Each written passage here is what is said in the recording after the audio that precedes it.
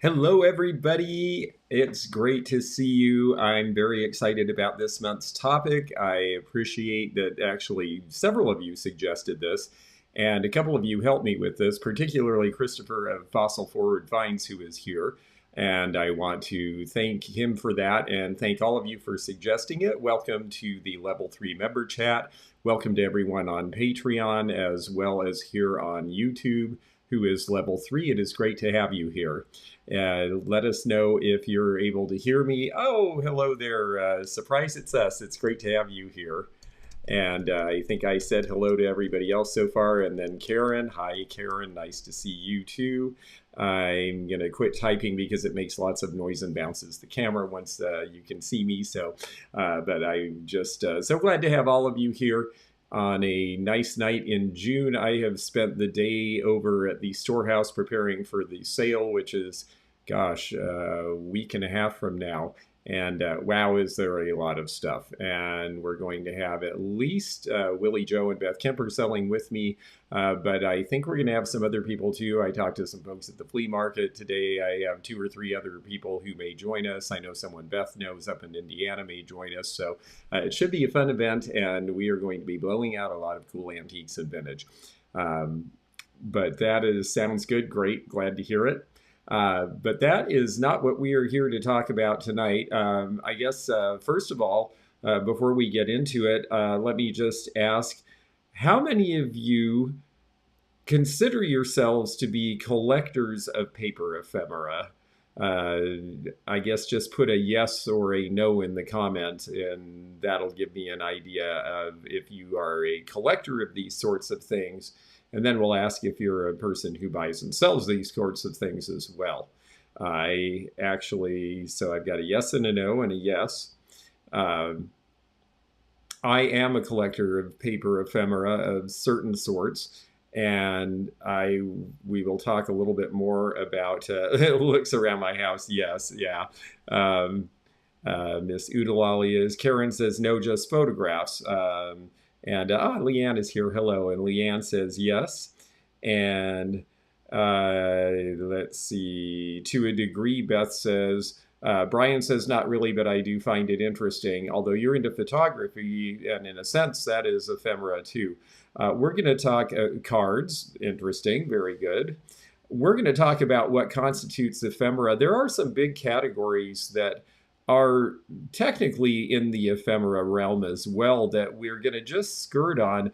And to be honest with you, for all the help that Christopher gave me, a lot of the things he's into are things that we're going to talk about briefly tonight, because after talking with him, I realized that there are certain subsets of the ephemera category that are so big that they really deserve their own treatment. So we will talk about that too. If it has a dog on it, I'm interested. Hello, Sarah. Good to see you.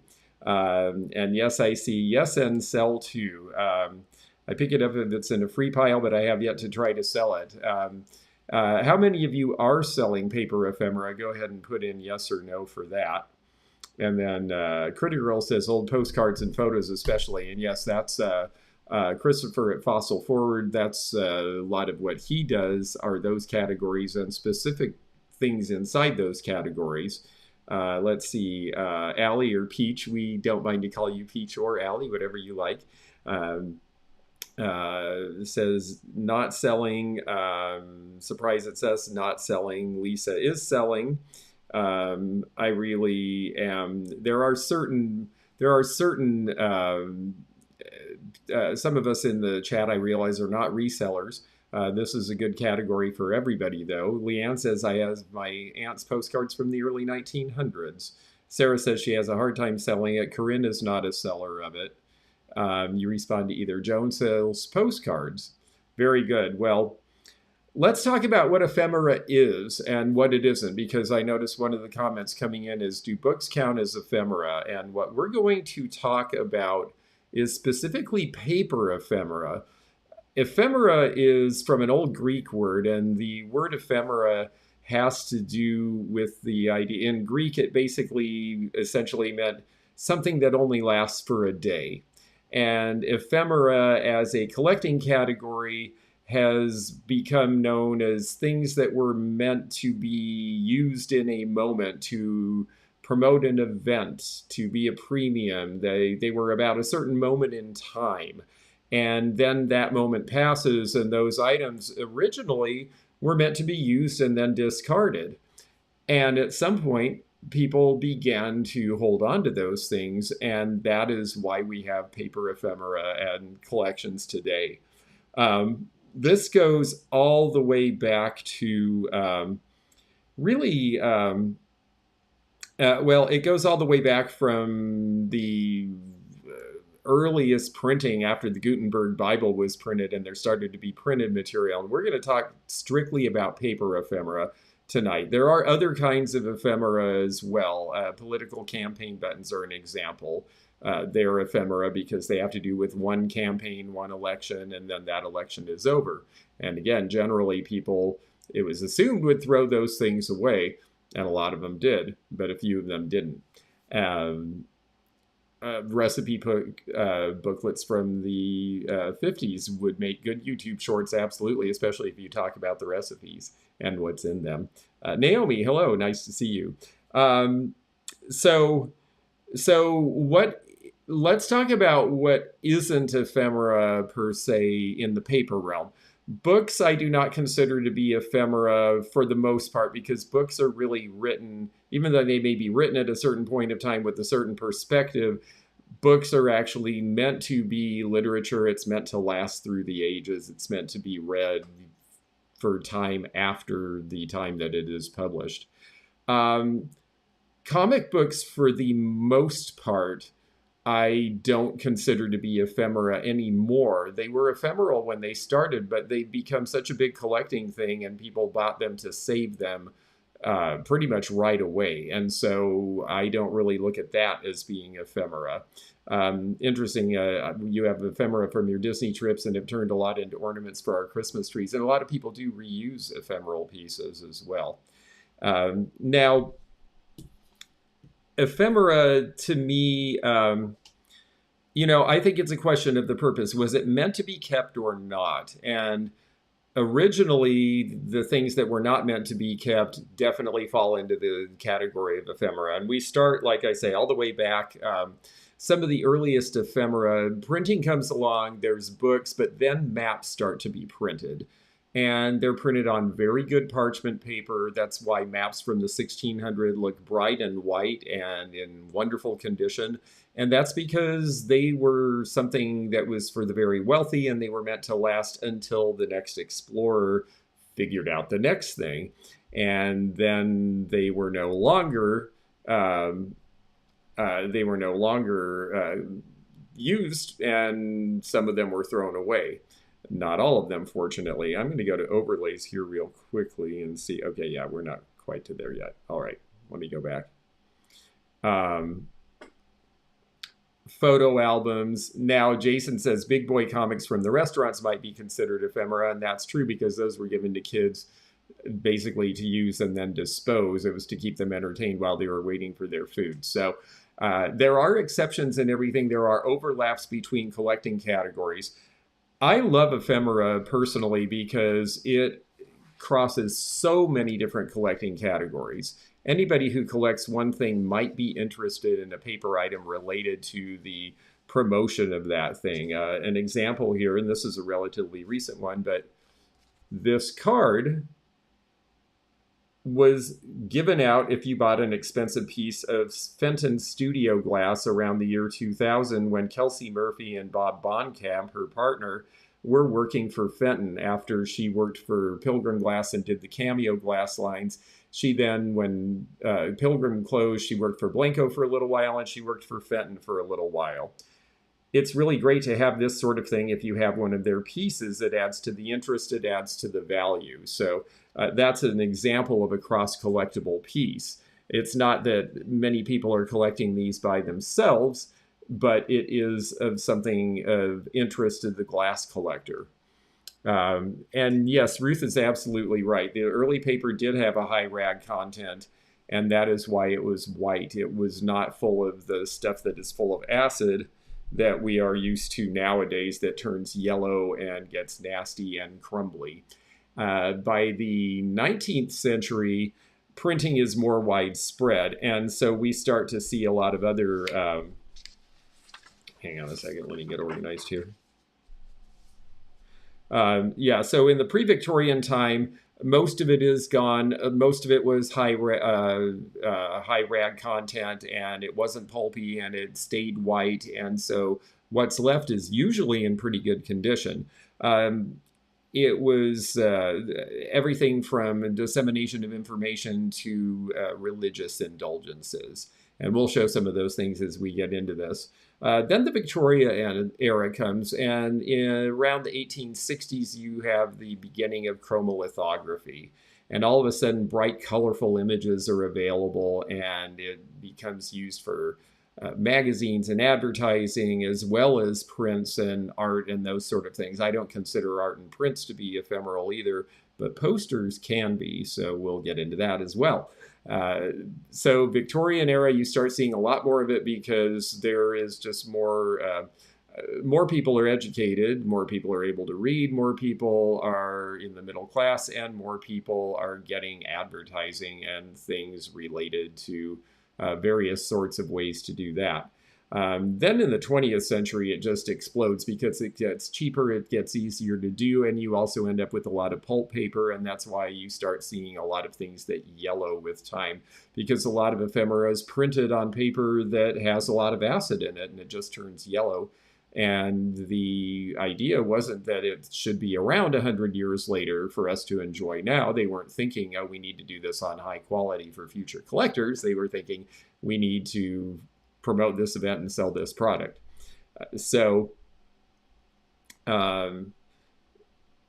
Yeah, I'm really enjoying some of the things that you're showing in. Yeah, the placemat from the German restaurant. Placemats are definitely a thing. Melanie, hello. Welcome to the chat. Nice to see you too. Welcome to anybody I missed. Why is ephemera interesting? Well, it illustrates society and what's interesting to people. It illustrates technology. It illustrates the graphics change with time. But it really captures moments in time that really were not necessarily meant to be captured and preserved forever, and it's a way that it does that. And because of that, it starts to become attached to nostalgia about the event. I went to this event, it was really interesting. I want to keep this thing because it will remind me of that experience at that event. And that's when people start collecting it. One of the first things we see collected are stamps. Now, stamp collecting is another thing. Is it ephemera? Well, it is ephemeral. And so things like stamps or bills, for example, this is a 1 peso note from when the Mexican states would produce their own money. This is from Chihuahua. I imagine a little dog using this. No, not like that. But it is the notion that this is going to be replaced and we're going to honor other leaders at some point, and it has a date, and at some point it's going to wear out. Well, this peso lasted, but that's not really an area I'm going to talk about a lot tonight, because stamp collecting, even though it was one of the first things that it became a mania in France in the 1850s to collect postage stamps, and then stamp collecting spread to all over Europe and eventually all over the world.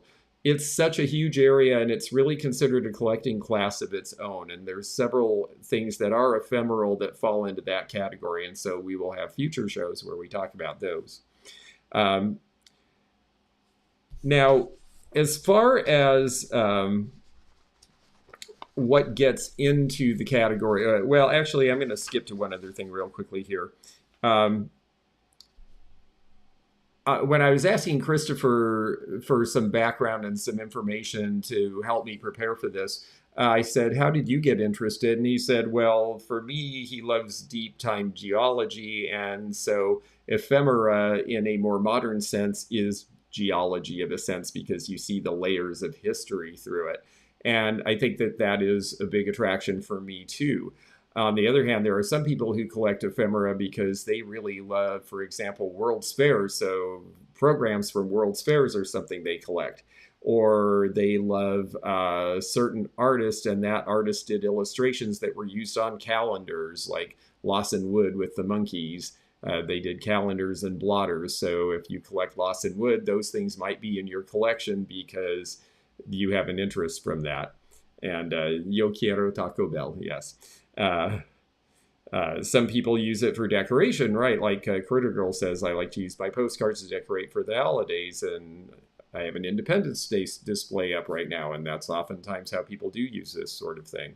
Other people, it's information from family, letters from war is a good example of that. So I think and that would be me on the World's Fair, absolutely, yes. So I think in order to give this some shape, what I'm going to do, I'm going to show you some things from my inventory. I don't know that any of this is from my personal collection, but I'm going to show you some things from my inventory and just go down a list of various things that are paper ephemera that people collect, because I think it was interesting to me sorting through this. I found a list from some other source and then I added to it. And then just now looking at your comments, I see even more categories that should be added to what is ephemera. Um, so starting alphabetically, one of the first things that was done that was ephemeral that people had and that a few people kept were almanacs. Poor Richard's almanac is quite famous. Benjamin Franklin was involved with that. This is the Hagerstown, Maryland Town and Country Almanac in the year of our Lord 1917. And it has all sorts of information of use, like a large multiplication table. But the reason it's ephemeral is that it's showing you in 1917 information that is relevant to 1917. So on this day in June, 109 years ago, the sun rose and then it set at 7:27 p.m. And there's little advertisement and information that you can use, such as uh, how to, what was the one I thought was funny? How to plant rhubarb for the winter, because you're thinking about that in June, apparently. But it was full of interesting information, but why this one was kept, well, it probably ended up in somebody's drawer and it just was still there. 99% of these were thrown away, and that's a thing that is an underlying theme with a lot of ephemeras, that a lot of it was tossed away.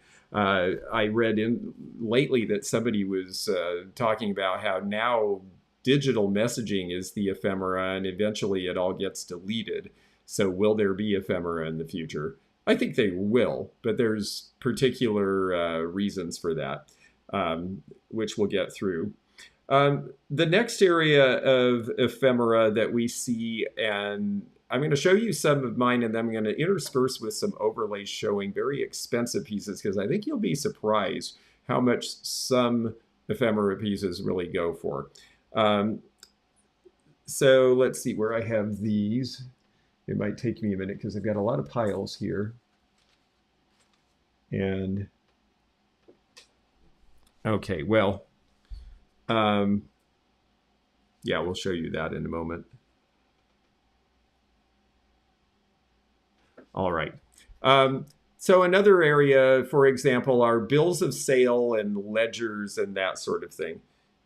This is McCormick Harvesting Company. They gave this out around, I believe, 1905. So it's got their advertising on it. Largest plant in the world, harvesting machines and binder twine. But the idea was in here, yes, okay, yeah. 1902, and they give you some paper so that you can keep your ledger. And then, of course, they advertise their product in the middle. And so much of the paper ephemera does fall into the advertising realm. But it also is the idea that people want to keep track of information and bills and that sort of thing. Now, when we get into ledgers, you think, well, how could ledgers be very valuable? Well, let's take a look here, because I've got to get down to overlays. There we go.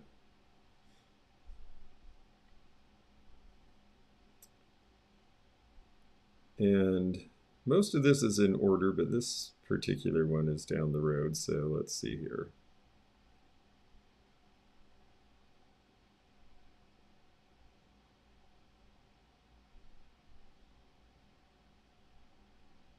Bear with me.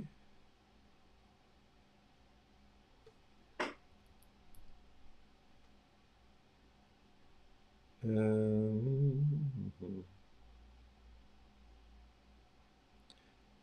okay, well, let's start with.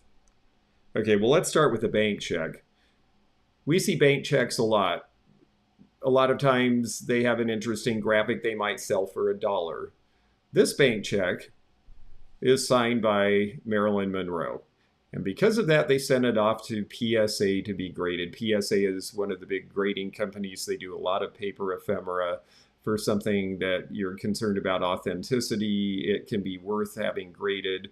Someone did send this off. This sold for $5,000 because it was just what would have been her 100th birthday about a week ago. And so suddenly there's a whole lot of interest in her again. So yes, $5,000 this sold for, and it's just a check she wrote that was canceled. I've seen people. I know someone who collects Maxfield Parrish, and got a he got a Maxfield Parrish signed check and framed it with one of his pictures. And it's fun because then you see the signatures actually do match up. Let's see if we have bills of sale can be another area. Now, there's a watch in the middle of this. This watch actually was not sold with this group of merchandise. This is actually the information for the watch. Sold for $4,700 because it's a Rolex. And over, Rolex sales information sells for big money. Hundreds of dollars for just a brochure about Rolex because it's something that the Rolex collectors really want. And that's where it gets really kind of crazy with ephemera. Some of the values are really shocking when you get into it. Another area, and I just think these are really fun, and I look for them all the time. So these were commonly given out. Whoops, let me get on the main camera you can see. These were commonly given out in the 1950s and 60s by banks. And they'll often have a picture of the bank. Sometimes they'll have a great Christmas graphic because they were little things. This one's out of Spokane, Washington. And this one, okay, now see, this one is actually a check ledger. And then this one has been canceled. But oftentimes these are actually dime holders as well, and you would fill them up and then bring them in and put them in your Christmas fund, and then the bank would pop the dimes out, and then they would throw the whole thing away. So that's another area of collectability that has to do with banking and finance.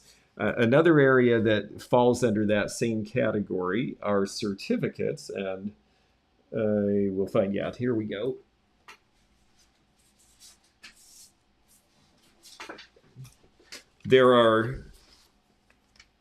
Here's an example. This is a stock certificate. Now, this one is not very interesting graphically. And you notice it has perforations because this was canceled. Most people nowadays have their stock certificates held at a brokerage, and it's all on paper or digital, and you never see it. But in the old days, you actually were given a stock certificate, and if you sold the thing, you had to send it in, and that was how you sold your shares. And so these are collectible, especially if it's an interesting company or interesting graphics. This one is sort of strange and peculiar, and I think kind of interesting. This is stock in something called the Walks Camp Park Association. This is 1930, and somebody bought shares in some sort of a campground. I imagine the campground probably did not survive the Depression, so I imagine that these are not worth anything, but it is worth looking for certificates and deeds and things like this, because I had a friend who found a deed to a piece of land in Hawaii, and it turned out that still established a valid claim, and he ended up selling that to the people who were living on the property, because it turned out that he could have taken a stake in their piece of property, and he was very kind to them. Instead of asking for the $300,000 or $400,000 that was worth, he settled for, I think, about $10,000, and then they had full rights to their property after that. But that is definitely an example of where it pays to look for this sort of stuff. Things like that do actually happen.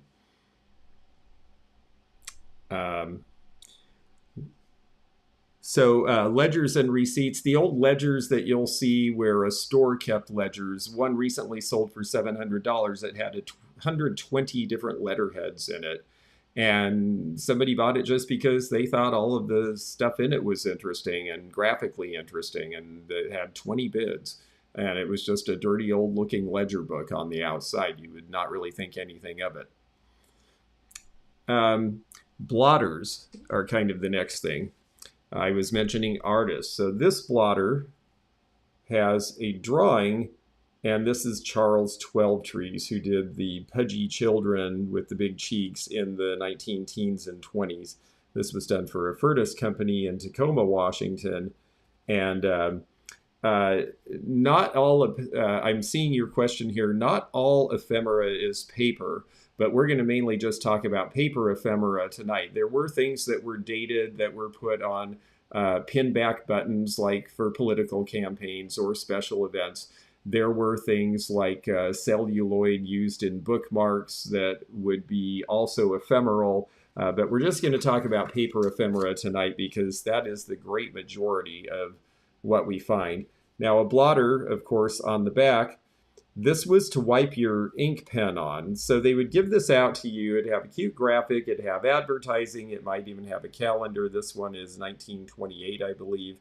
And then you wiped your pen on it over and over and over until it was ruined, and then you threw it away. And most of them got thrown away, but they would typically produce a lot. And a lot of the ones I see end up dating right around the time of the Depression. And here's a good example, and I think these are really fun.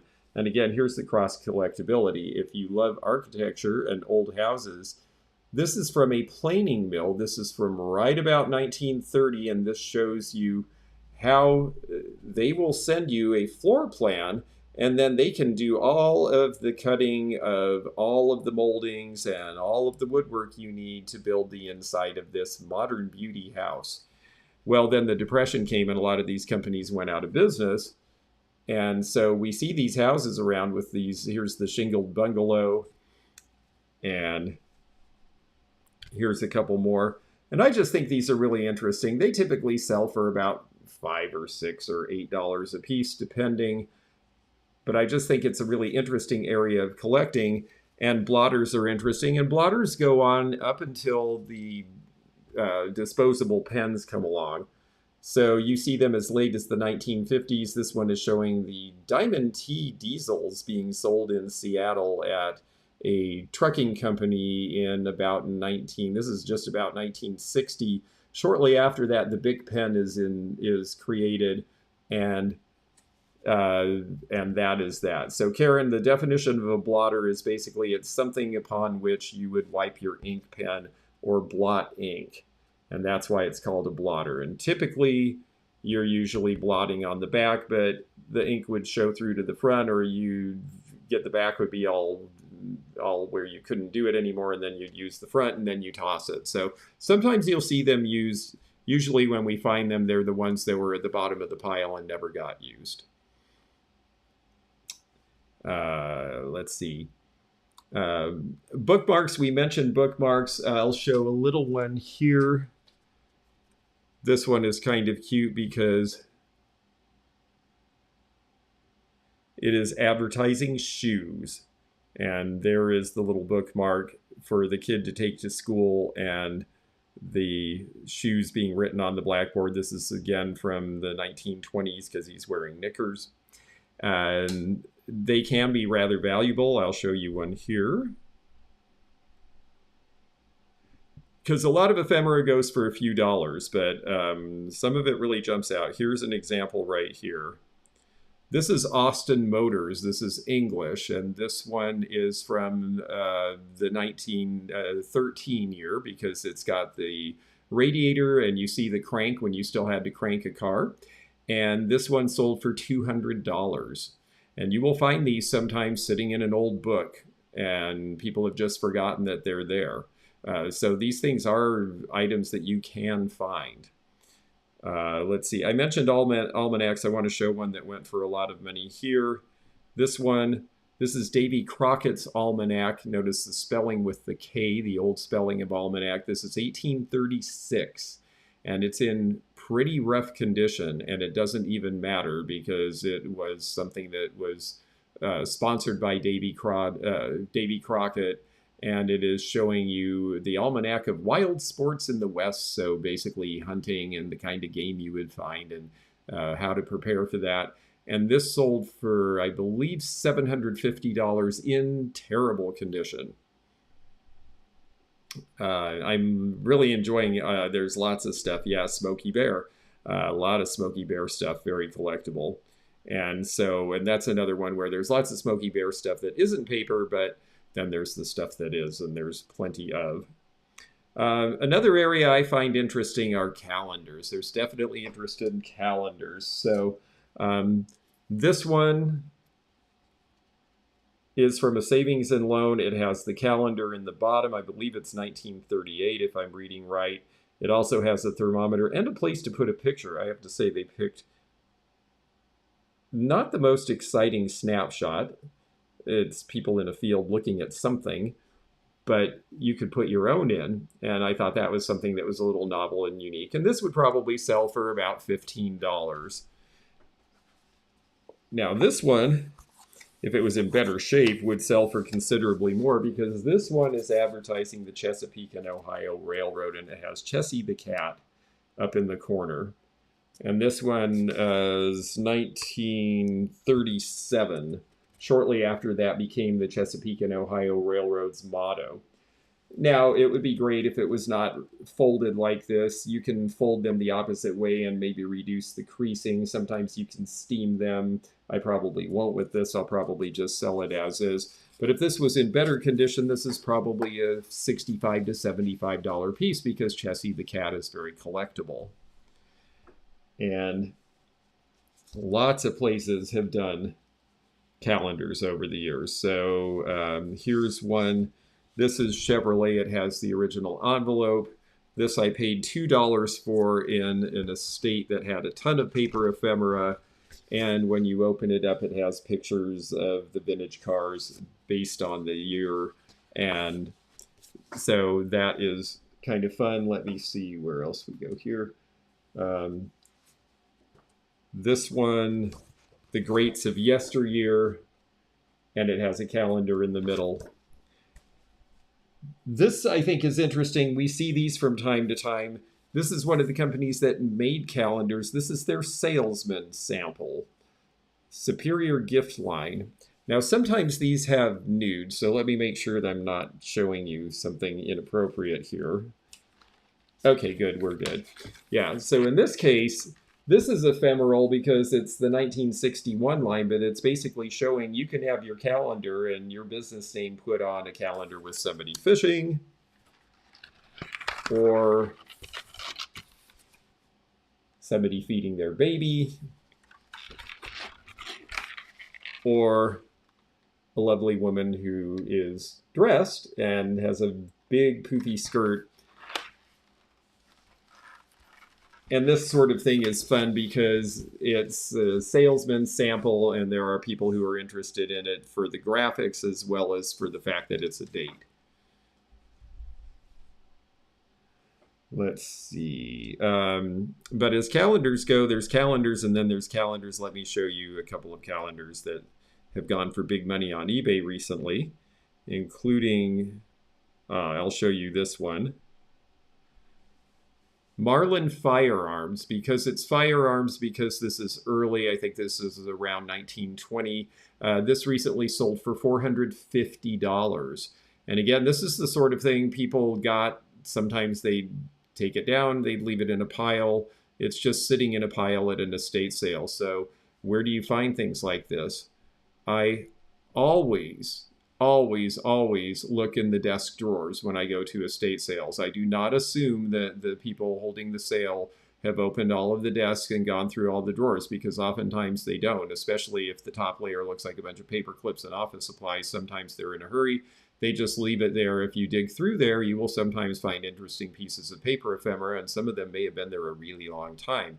Sometimes people use paper stuff as liners, or when I was growing up, we found newspapers my dad took the gypsum board off of one of the bedrooms because it was wavy and it needed to be replaced. And they had used newspapers as insulation, and there were all these old newspapers folded up between the rafters in this house. So it appears in strange places you wouldn't necessarily imagine. Our playing cards ephemera, um, if they're advertising or if they have a calendar or if they're from the railroads, I would say yes. But if they're general, the kind that you just bought at the dime store and bought them to use forever, then I would say no. And do keep asking questions. I'll try to look, and we'll definitely have a question and answer at the end. Let's see. How do you price these special pieces? Well, the good thing is that eBay sold sales, actually a lot of ephemera sells on eBay. Fossil Forward finds, if you go to eBay, we're going to talk a little bit about, he does have a YouTube channel, and he shows what's selling and what he gets for it. And I looked at some of his videos, and they're a great resource. eBay completed sales are a great resource. You can also, there for really high-end ephemera, especially because it's advertising related, there is a place, I'm going to type this in the comments actually, Morford's Auctions. You can go to Morford's Auctions, and a lot of the higher end paper will sell through them because they're one of the better advertising places for selling those kind of things in the country. And yes, this is something that Christopher told me that I didn't really know.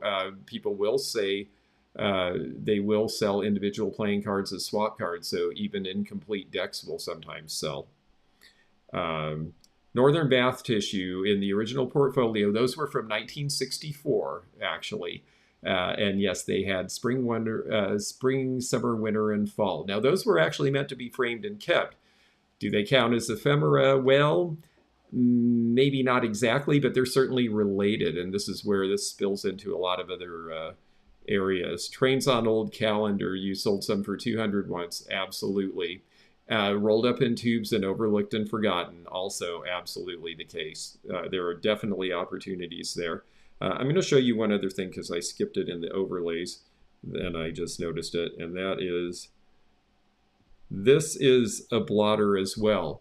As soon as you get things that are shaped differently, that are not rectangles, for example, this one was for a salt company. This is an ink blotter again, just like the ones I showed you before. This sold for $200 because it's an interesting shape and it's older advertising. Once you get back to about the 1910s and earlier in advertising, the prices can really go up if it's interesting in some manner. Catalogs, I'm not going to go a lot into catalogs because we just did catalogs last week, last month, but I will show you this one because this one for D&M Athletic Goods in 1916 went for $5,000. And why is this one so special?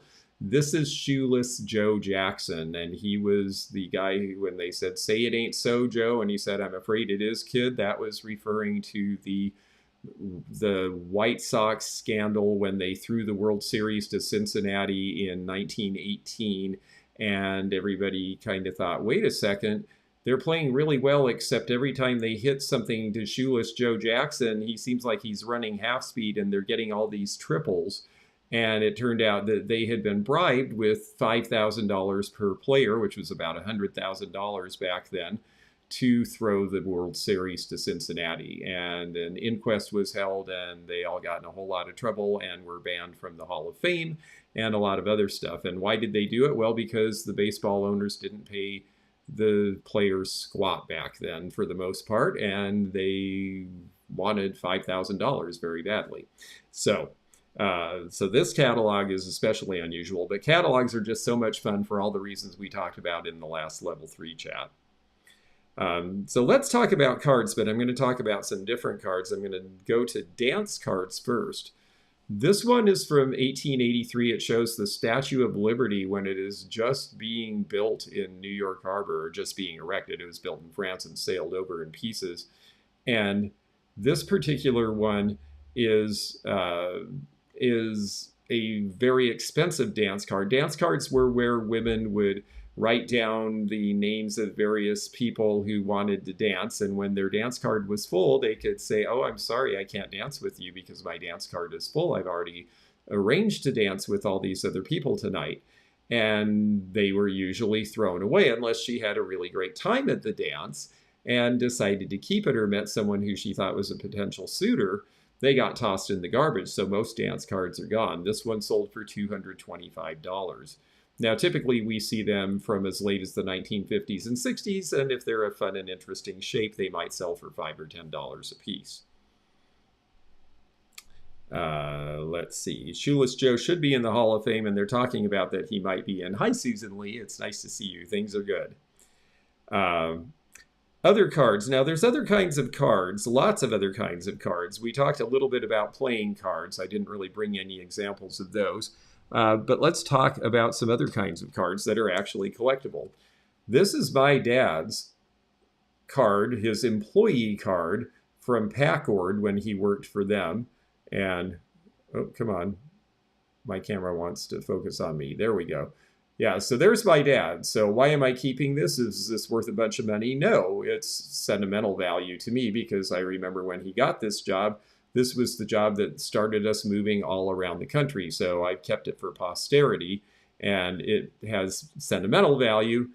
But employee cards can be worth money if they're from certain employment or during the Second World War. Another thing, road service cards, credit cards, early credit cards, some of them were printed on paper. And these sorts of things are actually collectible. It's the old Shell logo, and this is from about 1970. And so, believe it or not, that's probably worth $4 or $5. Business cards. This one is a particularly interesting one because it's for Harley-Davidson motorcycles in Portland, Oregon. And you see a 5-digit phone number, so we know this is Harley's from the 1950s. So this card, which again I found in a desk at an estate sale, and when I threw it in the pile, they said, you can just have that, but because it's Harley and it's 50s era, this is probably worth $5 or $8. Easy to ship, interesting to a collector. So there are a lot of different cards. Oh, it's interesting you're talking about Bridgerton, and yes, hi Susan Lee, I do see you, and I'm trying to follow as much as possible. I'm trying to follow the chat, but if you have questions or things and I miss them, please keep track of them, and I'll try to come back with them at the end. Or if I see one, I'll try to star it so I can come back at the end. You have a Travis Tritt credit card from the 1980s. See, there's a good example. Old phone cards are starting to be collectible because prepaid phone cards.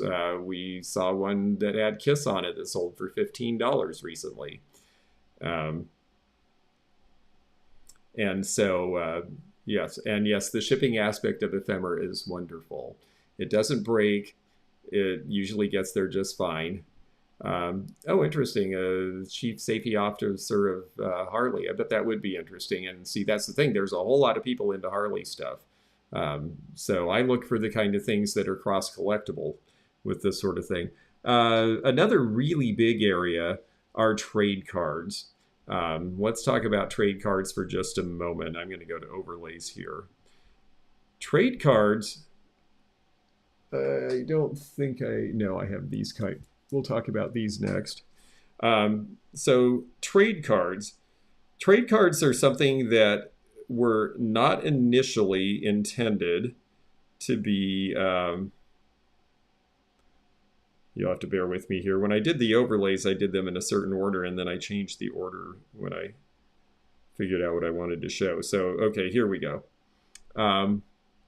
So where do you find trade cards? Well, here's one place you would find them, and that is in Victorian scrapbooks, because when trade cards came out, the idea was they would advertise a product, they'd have these brand new color pictures that we've learned how to print, and it'll catch people's attention, and then it'll remind them to buy our product the next time that they come into the store. What they hadn't counted on is that Victorians would love the graphics so much that they would start buying scrapbooks and sticking them in. And so all of a sudden, Victorians are collecting these. So looking at old scrapbooks is a really good place to find interesting paper ephemera. Sometimes you have to use the tea kettle to steam them off, or maybe soak them if they had, and hopefully they're not going to run in the water. Some ink does run. You just have to take your chances. And Christopher, if you have or anyone else, if you have other ideas of how to get them off in a safe manner, let us know. This Victorian scrapbook sold for $799, and part of it is that some of these trade cards, they're usually little squares and rectangles, but when you get into some of the big ones like the bird cage there that are shapes, they start to be pretty valuable. Now here's a trade card that sold for a bunch of money. And I thought this was really smart. They put the ruler in it because trade cards are different size and you can't just tell from a picture. So they put the ruler there so it's easy to tell, oh, this is a 6-inch, this is a little larger. It's for asbestos liquid paints, back when that seemed like a good idea because it would help your house resist fire. We didn't really know about asbestos and breathing. And so this was a trade card for a product that now is considered very controversial, and that's why this trade card sold for $700.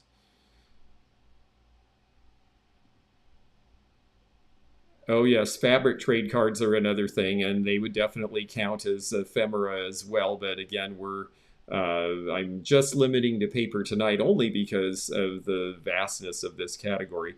Let me get back to my trade cards here. Here we go. Here's another one. Mark Twain, one of my favorite authors. This is to remind you to not fail to smoke Mark Twain cigars. And on the back would be a bunch of information about Mark Twain cigars and maybe an ink stamp of the store local to you that you could get them. Because Mark Twain's a big deal and because it's related to tobacco-related items, it's a triple collectible. And so bear with me just one moment. I need to do something here so that we don't...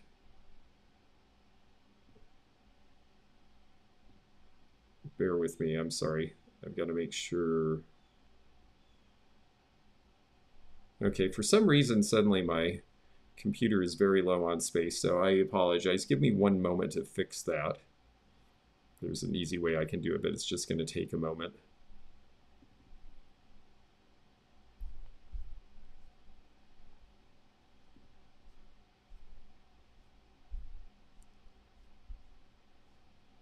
If I clear some stuff out of my downloads, we'll be able to do this. I don't know why the new computer is not, it's not automatically making space, and that has been a bit of a problem. So I don't want this to crash in the middle of our conversation. All right.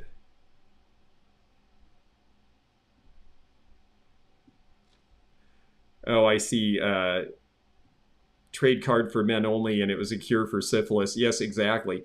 Those kind of things, it may sound awful now, but that is exactly the kind of thing that gets collector attention.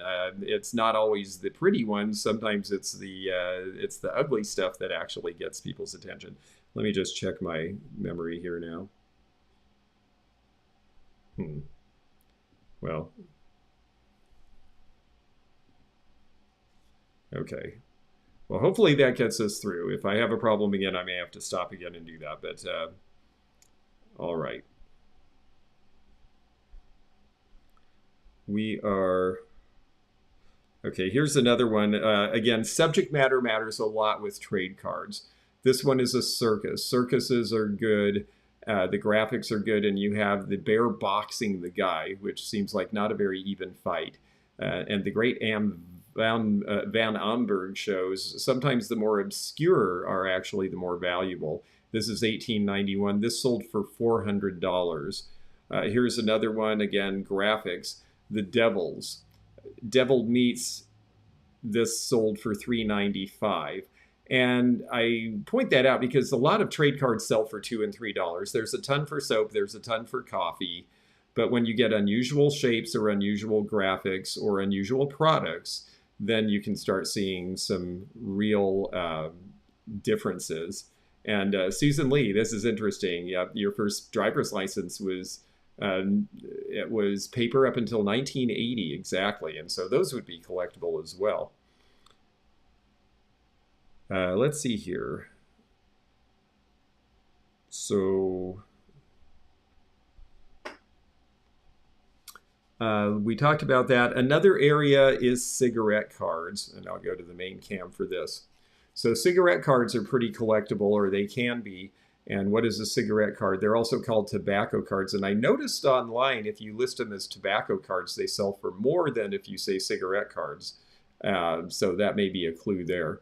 So this one is a float plane. And on the back, whoops, I have it upside down. It has information about the seaplane. It's part of a series. You could collect them all if you could smoke enough cigarettes. And it's got information about the seaplane on the back. This was a trade stimulator to get people to buy more packs of cigarettes or to remain loyal to a particular brand. Now, these that I'm showing you are pretty much 1940s and 50s era. That one's a train in Canada. Here's another airplane. Transportation ones have some popularity depending what they are. There's a lot that are war era.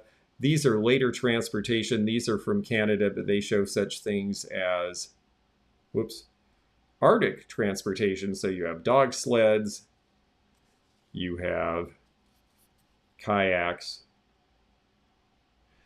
These are all worth a few dollars a piece, but there are some that are worth quite a bit more, especially when you get back to the early years, especially sports related. So I'm going to show you one of those. One or maybe a couple, I'm trying to remember here.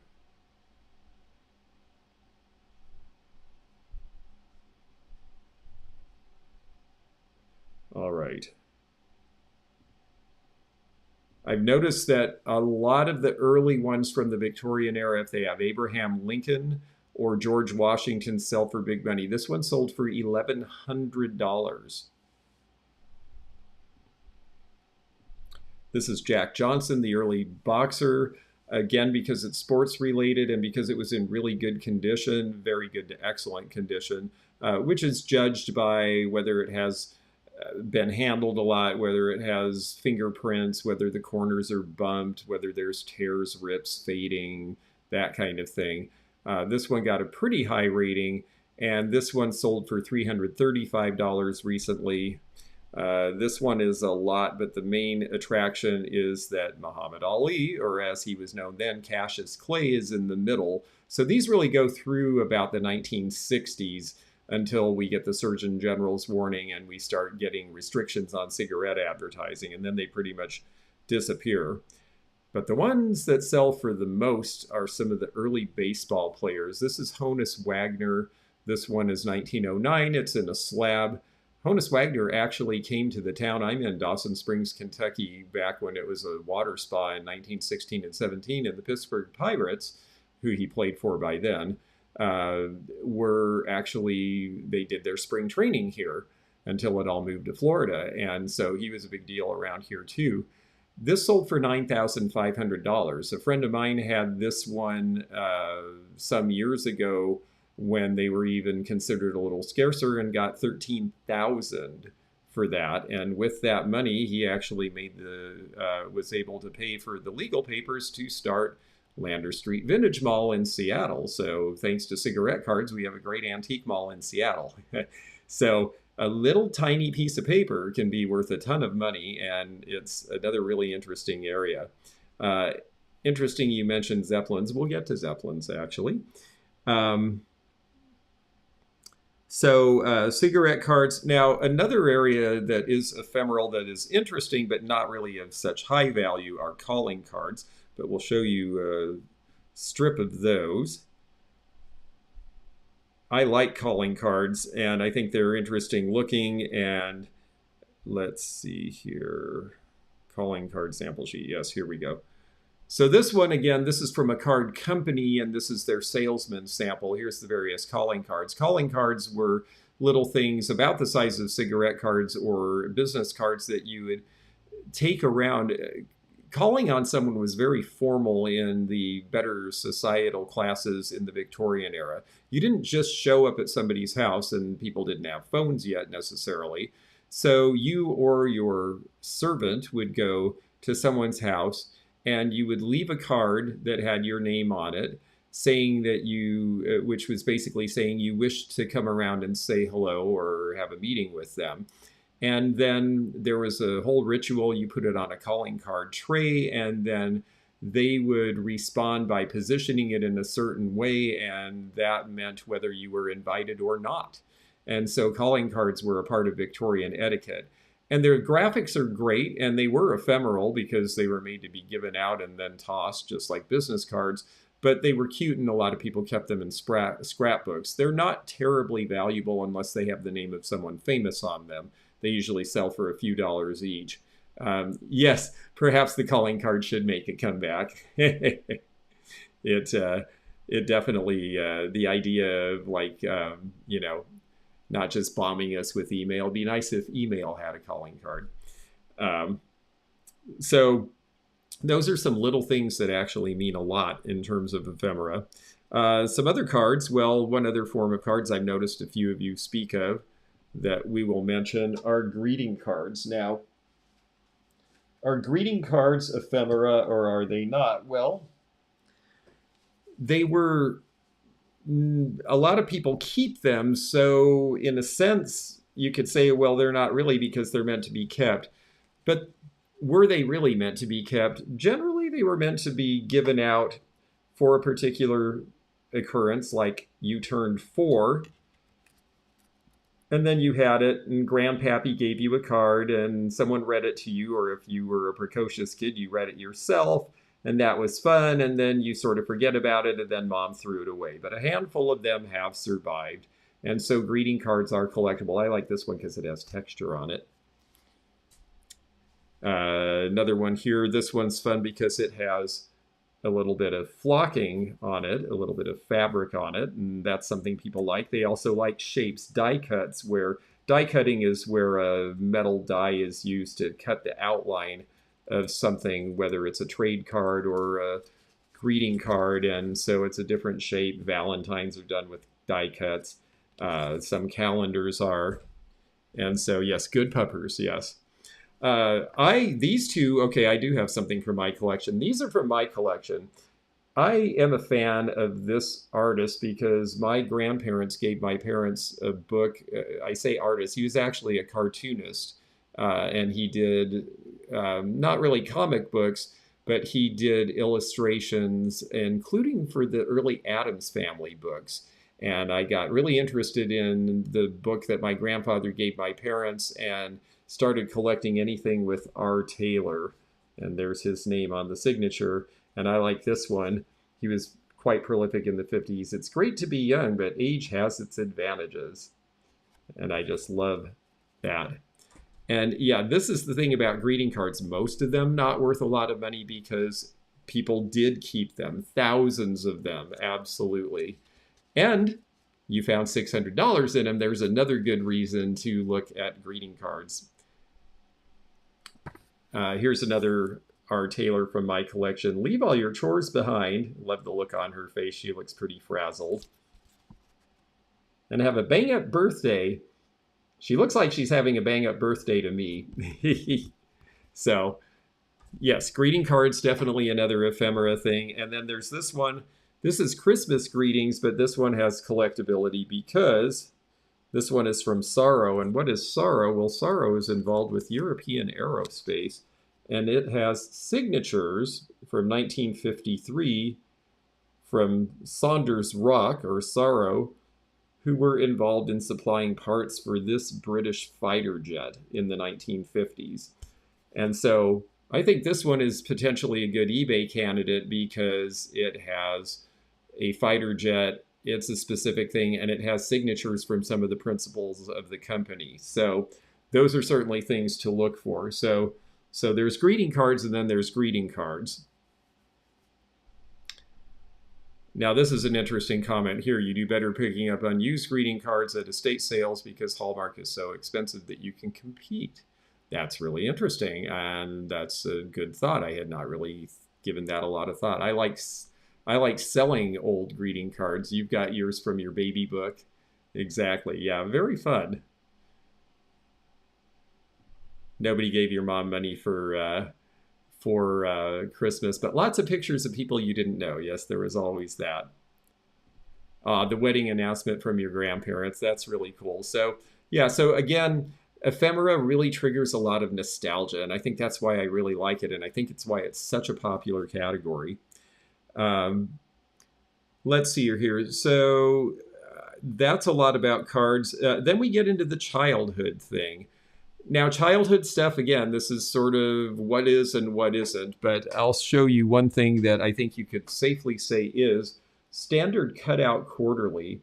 This was from about the 1920s, and this is second year, part four, July, August, September. So you would get this by subscription, and the whole point was you would get this would come with paper, and your kid would cut out the paper and then stick it in the various pages, and it was an educational thing. And because of that, and they might color on it, and they'd have fun. And then once it was done, typically they'd get thrown away. Coloring books are definitely something like that. Here is the High C Fun Games and Puzzles book from 1973. Facts, Fun, and Fascination. And this will sell for likely $6 or $8, and it's got all sorts of games and things to keep your kids occupied on a rainy day or that day in summer where they say, I'm bored, after saying they wanted out of school, and then they say, I don't get to see any of my friends. Then you would throw this at them. You know, we had to amuse ourselves before everything was digital. And so this was, again, something that wasn't meant to be kept.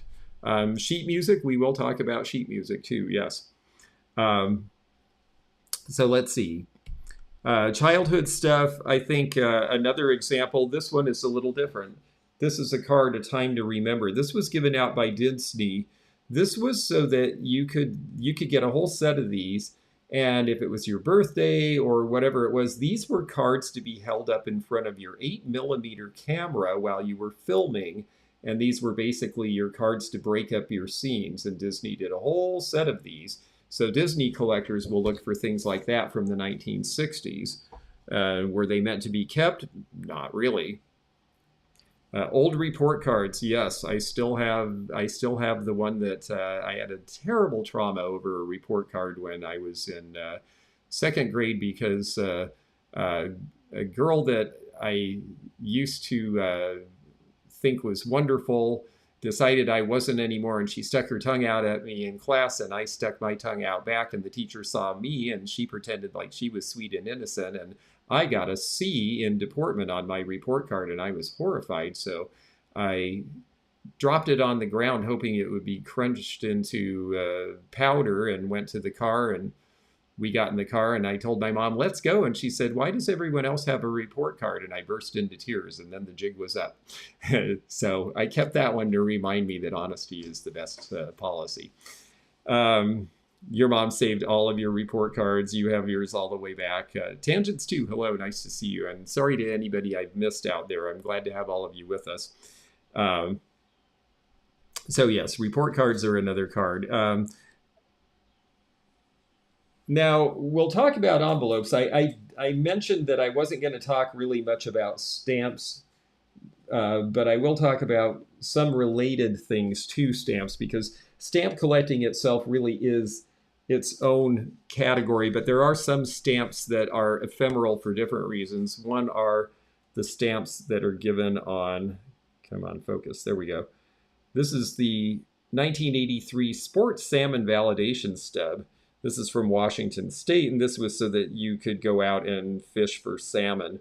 And you had to pay $3 whole, and then you hang on to this thing, because hanging on to this was important in case the game warden came and you were over your limit. You were able to say, I had the right to catch this number of fish. And so, yes, you do learn lots of things about me. You tried forging your signature once as a kid. Yeah, the nun figured it out. Yeah, they're pretty good about that. Things related to stamp collecting that are ephemeral. This one, camping builds better boys and better men from the Boys Athletic League. Well, they're promoting the Boys Athletic League, but the way they're doing it is they're giving you airmail stamps to put on your envelopes around 1960. So again, this is something that's meant to be used and disposed. And as a stamp collector, I look for things like this because they go along with my stamp collection. Um, this is what they call a cover. A cover is where it is an envelope, sometimes with the stamp, sometimes pre-printed from the post office directly. And this one is cross-collectible because it's for the 1984 Olympics. And when you open it up, it's actually got graphics, and then you can write a letter on it and send it back to somebody, and your 30 cents postage is already prepaid. And so that's another area that is definitely collectible. Um, we're getting into letters here as well. This is a first day cover. Again, I'm not going to go too far into stamps, but the first day of issue of a stamp, you could get into services, and this started in the 30s, so this one's fairly early. This is the first day of the 1939 San Francisco Golden Gate International Exposition, the World's Fair on the West Coast. And someone in Massachusetts had the subscription, so they canceled a certain number of envelopes from the Golden Gate station in San Francisco on the first day of the release of this stamp. And then the person who had the subscription got it. And, you know, these usually, you see a ton of them. Most of them are worth about $1, but the older ones can be more valuable. And the fact that this is World's Fair, it might be a $5 item. Sheets of address tables from some companies that want you to send money. Well, you know, really, I mean, yes, absolutely, it would be.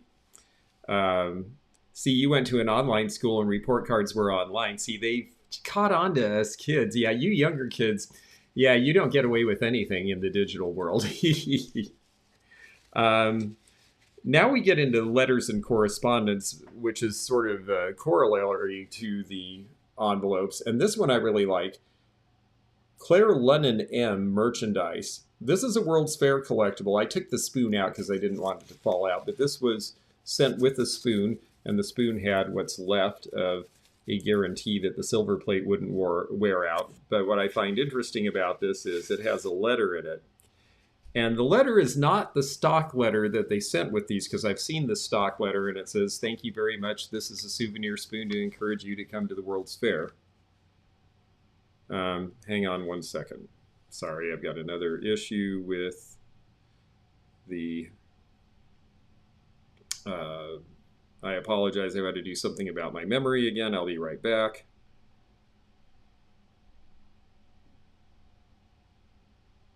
Let me see what I can eliminate here to make more room.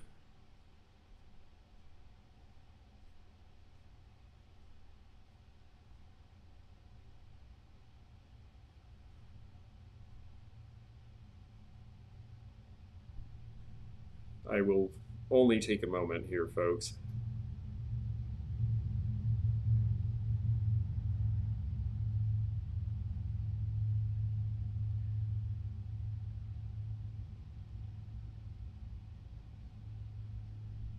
I'm glad you like to talk amongst yourselves, because at this moment we're going to have to.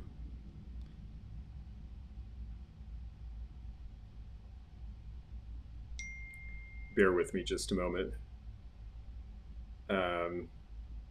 Zeno's asking if I need help, and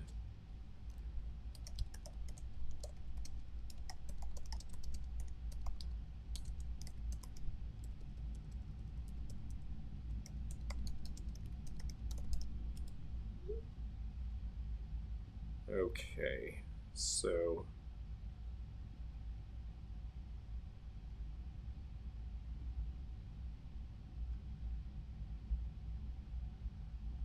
my apologies, this should just take one moment.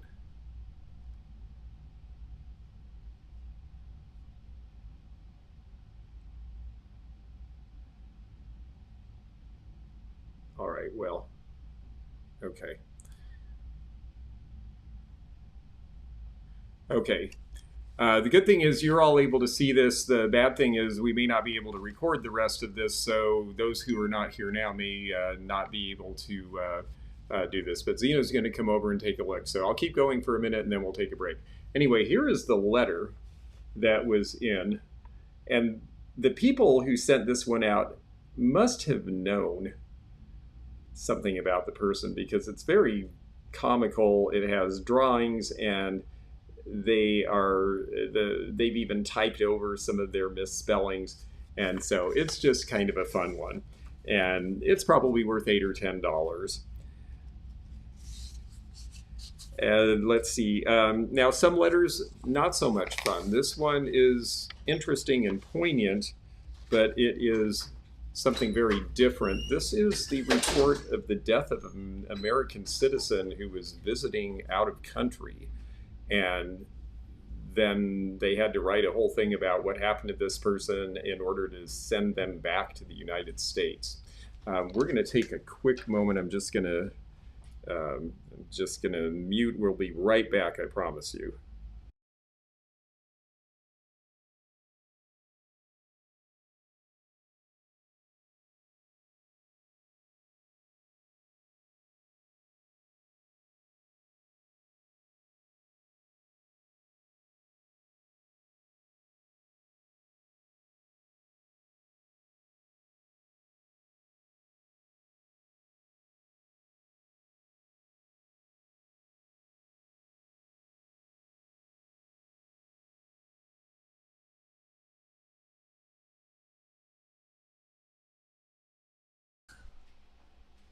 Okay, all is well. We can keep going.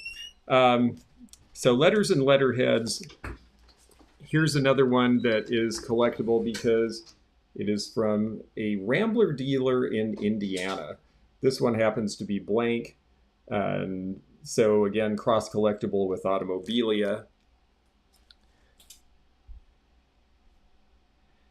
And let's see here. Okay, so we talked about letters and letterheads. That kind of gets us into another area that is definitely worth speaking about, and that is handbills. Handbills can be examples like this. This is actually a really hard one to find because these were done for the Seattle World's Fair, and they recently found a pile of about 500 of these. These were never used during the World's Fairs. They didn't get distributed. They were supposed to be hung on light posts and things like that around Seattle. It never happened. This is for the World of Art, which was a big deal at the Seattle World's Fair because it included paintings by Seattle's Mark Tobey, who is now one of the most famous mid-century modern artists there is. This was never distributed. So they found these recently. There are about 500 of them. It's a warehouse find. They're selling for about $50 to $75 a piece. And it's definitely an example. And that happens sometimes. I got a poster, a handbill from the 1970s from a company in Ohio where the founder passed away, and his bequest was that they sell everything and divide the money between all of his employees as a separation pay for them. So sometimes things like this come out. Handbills can be a pretty big deal, and I'm going to show you an example of one right here. Okay, here's this one. This is 1966, and this is from San Francisco, and of course you notice the psychedelic aspect of this.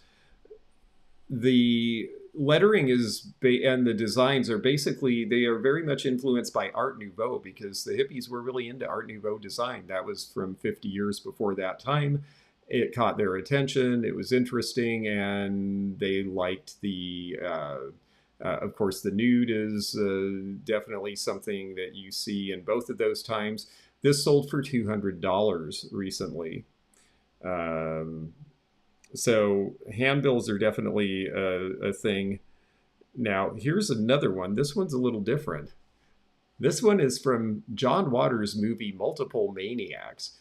These were given out in Baltimore to get people to go to what was called the world premiere showing at a time when he and his group of merrymakers were completely unknown, did not play outside of Baltimore, and were considered a bunch of weirdos running around filming and doing crazy things inside of Baltimore.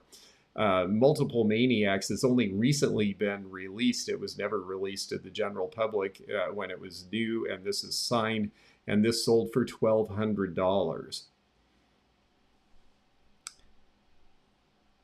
So, yes, handbills are definitely a thing. Um, I want to talk a little bit about, we'll get to more movie and celebrity and music stuff here in a minute, but I wanted to talk for a moment about things that are related to product placement because there are a lot of those. And are they ephemera or not? Well, this one to me is ephemeral because it is referring to a specific place in time. It is a specific graphic, and this is from about 1930 and a specific company in Idaho. And they've been operating for 27 years, which means this is not, oh, interesting, since 1921. So this was actually made for a number of years because this would be from 1948, and it does not look like a 1948 graphic. So does that make it ephemeral? Well, maybe not in its time, but then they were in business 28 years, and that's gone. So it becomes ephemera.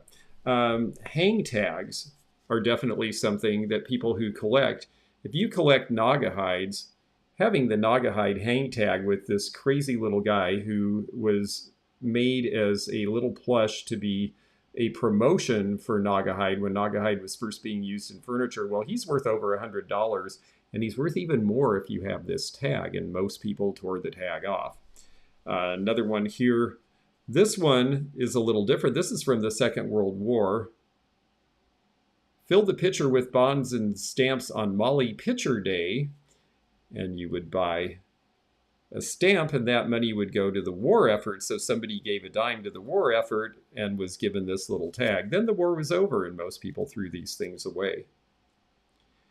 Do I think matchbooks are ephemera? Hello, Tuesday Child. Do I think matchbooks are ephemera? Well, that's interesting because that's actually the next thing I was going to show. I do believe matchbooks were ephemera. They didn't start out as ephemera. But what happened was in the 1890s, the Whited and Hogue family factory in New York came up with the idea that if we sell advertising on matchbooks and then people give the matchbooks away free, we can get people to advertise. And so suddenly they did become ephemeral. You used them, you threw them away. This one lasted, all matches are prohibited in the plant because they wanted to make sure that their employees at the Celluloid Corporation did not smoke inside the building because celluloid is highly flammable. And somebody apparently used 2 of these outside the building, and then they forgot they had this matchbook. Matchbooks can be dated up until I think it's the early 60s. The striker was on the front. Then they decided, you know, people sometimes light the match with this open, and then they catch the matches on fire and burn themselves. Let's put the striker on the back. You were a great 5th grader. I love that story. Other things that are definitely ephemeral, fruit labels, and in this case, for grapes or for cans of salmon. They would make they never knew how big the run was going to be in a given year, so they would always make extra because of course, if you were growing grapes, is it a big crop this year? Well, then we need more labels. So they would always make overruns, and then usually the rest got thrown away, but sometimes they just got stuck in the back of the packing company, and then there they were. And so you'll see fruit labels, and most of them are not worth a ton of money, but they are collectible and they're great graphically. Labels from products that are not around anymore. Ladrock lemon carbonated beverage has not been around since the Depression. And Tab has not been around for a while either, so coupons are another thing. You were supposed to use this, and at some point it would expire, and then you threw them away because they weren't good anymore. So all of that sort of stuff. Even bags. This bag is from the Crescent. The Crescent was a high-end store that was part of Marshall Field's eventually in Portland, and when they went out of business, people started collecting things from the Crescent, and almost every city had a major department store in a lot of small towns that is no longer there. And nobody thought about keeping the bag because someday this is going to be an interesting relic, but the ones that are around, they are. Let's see, you have a Star Trek matchbook in your collection. That's pretty cool. So maps, matchbooks. Let's talk about movie and celebrity a little bit. Obviously, autographs and celebrity stuff are an entire area of their own, but this poster of Arlo Guthrie is a good example of an autograph on something that was originally meant to be ephemeral. This was a concert he did in Spokane, and it was basically he was supposed to show up, do the concert, and after April 7th, 1991, these would have been thrown away, except someone who went to the concert had him sign one. So we still have it today. So in that regard, we definitely see ephemera with posters. Posters could also be ephemeral in terms of their context, and this is an example of that, because sometimes they show things that were related to events at the time. This is a Dayglow poster I just got this weekend at the show in New Harmony. It shows blind justice overruling Nixon, and as they are showing them his dogs on the leash, who were the various people around him who were helping him with the Watergate cover-up and other things that he was up to at that time. So this was something that was a statement about an event in a particular period of time that came and went, and because of that, it would definitely be considered ephemeral. I think political ephemera in general is just a huge area. Political collectibles in general are. That one I only paid $5 for, and to a political collector, the right political collector, I figure it's probably a $25 or $30 item. Good night, Joan. Get some rest. I know you're getting over stuff. Here's something that can be surprisingly valuable. I saw something similar to this sell for big money online. They did lobby cards. Of course, we'll show a few other types of movie posters. But this one, it's funny. It says, go to the movie and then attend the church of your choice every Sunday. This is from Coffeyville, Kansas, a very small theater. And so instead of your regular lobby card, they just printed all of the movies that were coming up for a certain period of time, and you could look at that. And then apparently one of the movies was changed because they covered it up and they put the Hawaiians on, and this is an overlay. But it has some famous movies on it, including MASH. So this is from about 1970. Beneath the Planet of the Apes is there. And sometimes if these have the right sets of movies on them, I've seen them sell for $50 and $75. I have not tried that one online, but I think I may. Other movie posters, of course, they go by size. Lobby cards are typically small, like this one, Loretta Young and Ray Milland. Or I like this one, Fred McMurray, Pardon My Past. And it's all about Fred McMurray and the problems that he's having, because someone says he's my boyfriend, someone else says he's my husband, someone says he's a great guy, someone else says he's a cur. So apparently Fred McMurray had a lot going on. It's so funny because I think of him as being so squeaky clean with Father Knows Best, but that's part of the reason that these are interesting. The I'm Not a Crook speech happened at Walt Disney World's Contemporary Resort. I did not know that. That's fascinating. Great fact. I like her t-shirt. Where can I get one of those? I'm not sure. That's a good question.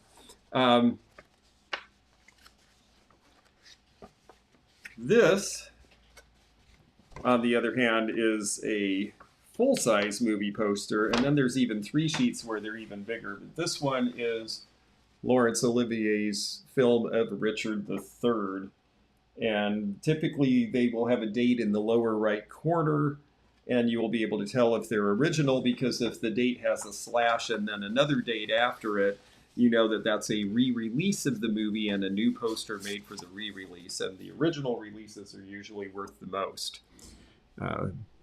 Let's show a couple of other posters that are of merit, and then we'll get on to, we'll show you a few that sold for big money on eBay.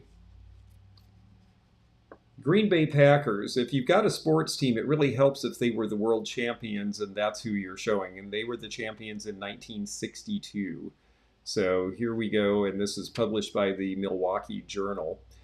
Now, I tried to sell this online and it didn't go, and I tried to sell it in a year when Green Bay wasn't very good. So, one thing about ephemera is the interest in ephemera also can be ephemeral. If a team is really good, people start looking. Rams were really good a few years ago. I sold a piece that was from the Rams' appearance in the 1979 Super Bowl and got good money for it because there was interest in the Rams again. It's so certain things reignite. So one thing with ephemera is if you have something that pertains to a particular group or a particular person, like all of a sudden everything Marilyn Monroe is going through the roof because it was just her 100th birthday. So sometimes if you're able to wait and time it, you can do better with these things if you are a reseller. Nomad, the didgeridoo player. I want to know about that. Here's another example of a poster. This is a civil rights poster. One of the people praying, I believe this one here, is John Lewis, the late senator. And this is when he was in the civil rights movement. These were done by Danny Lyon, these photographs originally, and this came to me from the estate of a friend of mine who was part of the civil rights movement. I sold one of these for $950. And there is a real interest in that sort of thing. And again, they were made for the movement. The movement succeeded, then it was over. Danny Lyon went on to photograph motorcycle gangs and a bunch of other stuff. And then years later, suddenly Antiques Roadshow, hey, there's interest in civil rights stuff. And one came up and they said, hey, these are really valuable. And wow, the market just took off.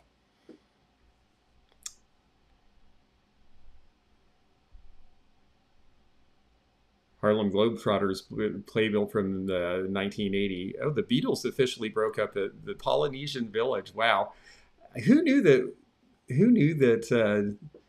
Disney and the destruction of people's careers all had so much in common? That's very interesting. Okay, so we've talked a lot about those sorts of things.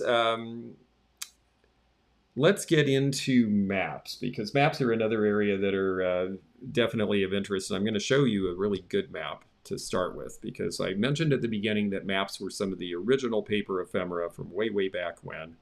And that is definitely true. We're going to go into... Okay, here we go. This is from 1794. It is the successor to a map I used to own. The one I had was from 1779, and mine was from a book called The Current Unpleasantness with the Colonies, and it had to do with the English view of the Revolutionary War as it was happening. I bought that with a friend of mine for a few $100 as an investment when we were in college, and we ended up selling it for several $100s. Later on. He worked at a gallery that sold maps and said, hey, these are really cool. I think we should do this. And that got me really interested in maps, that and all the travel I do. This one from 1794, which is color tinted, unusual for the time, wonderful condition, great white paper, because again, like Ruth said earlier, not a lot of pulp. This one sold for $4,700 recently. And you notice that the upper area to the left, the Northwest, they've just done an insert of the Hudson's Bay because the Northwest hasn't really been explored by Europeans until right about this time. It turned out, unbeknownst to them, Juan de Fuca from Spain was exploring the Strait of Juan de Fuca, leading into what is now Vancouver and Seattle. Things changed a lot, and that's why these maps didn't last long, and very few people could afford them or needed them, so they are scarce and valuable. Pretty soon, you end up... Here's another example. This is a road map showing the road from London to Bristol, and it's done like AAA used to do tiptychs, where it's in strips, so you see the various sites as you're going along, so you know the landmarks and the little towns and someone's farm and someone's building, so you knew how to get around. This sold for $265 recently. And I do like having maps because, yes, GPS does not always work in a dead zone, so I do still have a paper map that I take with me sometimes. Most of what we see are more like this, and atlases are starting to be a really big deal too, because again, with GPS, they're not doing these anymore. So now these atlases, this one's from 1938. This one also shows guides to hotels. It's got good graphics. This sold for $100. Before GPS came along, this would have sold for $10 or $20. A couple of, when we get into maps, there's also the whole, the adjunct to that, of course, is transportation related with timetables with maps. This is Union Pacific. Most of these railroad timetables sell for $5 or $10 unless they're really old or from an obscure line. But an example of that would be, we're going to go to this one here. This is from the Katy line, MKT, Missouri, Kansas, Texas, and Indian Territory, because Oklahoma is not a state yet. This is from 1902, and that is why this one sold for $375. Another valuable transportation. This is actually a baggage label from the Zeppelin. I said we'd talk about Zeppelins. This is from the Hamburg America line, and this label sold for $275 from the 1930s. Now, typically what you see in terms of transportation stuff is more along the lines of maybe tickets. I found these interesting. It was funny, when I was talking to Christopher Fossil Forward, he said one of the things that really intrigues him about all this transportation stuff is the stories it tells, or I'm sorry, he was talking about photographs, or the stories they tell, or the stories you can make up. And I like this one because there's two tickets, and it's a man and it's a woman, and they're going on a steamship to Hawaii, and they are not sharing the same last name in an era when that would have been expected. And they have adjacent berths. So, you know, you can just let your imagination wander. I'm sure that they were just lovely friends who were traveling together and that everything was the way it was supposed to be. This one, this is Sightseeing Tours of the Canadian Rockies. Now, this is a brochure that's more about advertising the various things that you'll see in the Canadian Rockies, which are a wonderful place to go, by the way. And I love the 1950s bus. This is Hughes Air West. People are collecting airline-related things, especially if the airline is no longer around. And Hughes Air West has not been around for a long time. And Northwest, which is now part of Delta, has not been called Northwest Orient for a long time either. So even though these are things that a lot of people, you know, you'll get a scrapbook and it's a bunch of pictures, and then they'll have stuck in their tickets from a trip they took, or they're just sitting in a desk. You know, those things are selling for $5 and $7. And again, it's the sort of thing a lot of times that are just completely ignored at estate sales.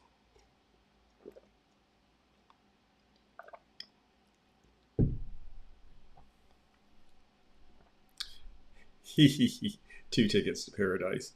Was the toilet on the map? Huh. I have a feeling that I have a feeling that you stopped at the local tavern or boarding house for that. Trucker's Atlas is a great one to have. I used to have the Thomas guides where they were page by page and they broke everything down. Let's see. Menus, we'll talk really quickly about menus because menus are another thing that can be rather collectible. A lot of people did take menus from restaurants. Some encouraged you to. Some people just wanted to as a souvenir of their evening, and they just helped themselves. And here's an example of one that, where are we going here?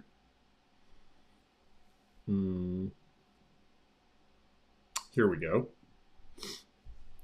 This is from Sugi's Tropics, 1948. This is one of the original tiki kind of places in Beverly Hills. Don the Beachcomber started the tiki culture bars, but Sugi's definitely was a popular one in California as well. It's a great graphic. This sold for $200 recently. A lot of restaurant menus, even just regular run-of-the-mill restaurants from the 60s and 70s, sell for $10 and $15 now. People are fascinated by what people ate. They're interested in what the prices were, all that sort of thing. Now newspapers. There's newspapers and then there's newspapers. This one, published in the 1770s, is the entire chronicle of the crisis by Thomas Paine, which really helped fuel the drive for independence. And of course, this is the 250th anniversary of the Declaration of Independence. And because of that, there's a renewed interest in this sort of thing. This recently sold for $4,800. What we see a lot of, though, are this. Almost everybody saved the newspaper when John F. Kennedy was assassinated. It just psychically was such a shock to the nation. I see these in estates all over the place. They're worth $3 or $4 unless they are from Dallas, because that's where it happened. And that is typical. If an event happened, they want the newspaper from where the event happened. We see tons of World War II papers. We see, the war has started, the war has ended. But if it has to do with Washington, D.C., it's more valuable. So this one, instead of being worth $5, sold for $405 because it's from Dallas. Another one we see a lot of, and I would think that in the long run, the one to have will be the one from Chicago, is this one from when the first non-white president was elected. And I see these in a lot of estates. And I suspect that most of them are not going to be very valuable because a lot of people save that too. But if it's from Chicago, where he was from and made his acceptance speech, then I think that that one will be the one that will have value in the long run. Let's see, what else about newspapers, magazines? There's so much with magazines. I'm going to try to run through this fairly fast, but magazines start out in the Victorian time as a thing that are really, they're very attractive. They're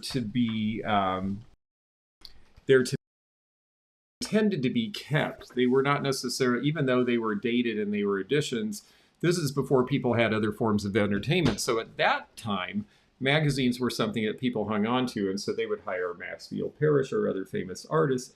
They do these really wonderful covers. This is a perfect one to have this year because of the 250th anniversary. This is from 1904, and it has an article by former President Grover Cleveland. So this is probably a $20 or $25 magazine. One thing about these for you eBayers, these older magazines do not fit in a standard size envelope, and they're a little bit expensive to ship. You have to ship them as a package. They are not something that can really go media mail typically. So that is a consideration. You want to make sure that the value merits sending the piece. But there's all sorts of magazines over the years. Old TV guides can sell depending on the cover. This one is not TV Guide, but TV Week. These are something that I think are interesting. Somebody had these all for $20 and I picked them up. These are the Girls 1888, wonderful lithographs for framing, but it's the Girls' Own paper, and this was a serial that you would get in the Victorian time. And I figured that at $6 a piece that they're probably worth more than that, because indeed they do have some wonderful lithographs. And there was a period of time where a lot of these magazines were torn apart to be framed or to have the advertising sold individually. And because of that, intact copies now are actually getting to be more desirable. Certain magazines that tend to do well, Esquire magazine sells well, especially the holiday gift guides. Magazines having to do with sports, let's show you one here. The TV Guide with Father Ralph, that's interesting. Let's see here. Here is, where is my magazine? Okay, here's a magazine that sold for a bunch recently. This is from the World Championship game AFL versus NFL. This then was called the Super Bowl. This was the first Super Bowl. Green Bay won. This recently sold for $720. Another one that surprised me, we see Playbill magazine a lot. Most playbills are worth $1 or $2 or a few dollars. This one sold for $275, and why is that? Well, this is Mott the Hoople on Broadway. Mott the Hoople was a band that their big hit was All the Young Dudes. David Bowie wrote it for them. They were briefly famous for a period of time in the glam rock era. But the reason this one is actually significant is because they came to Broadway and they brought a fledgling band from England to open for them by the name of Queen. And this is one of the first appearances of Queen, and that is why this is significant. So it sold for $275, which is a huge amount for a playbill. Again, they usually sell for very little. So, you know, even with something that you think, well, those are dime a dozen, then there's the one that isn't. So it's worth doing your research. Some other magazines that are interesting, and again, I'm going to try to run through this quickly here because, again, this is such a huge category. The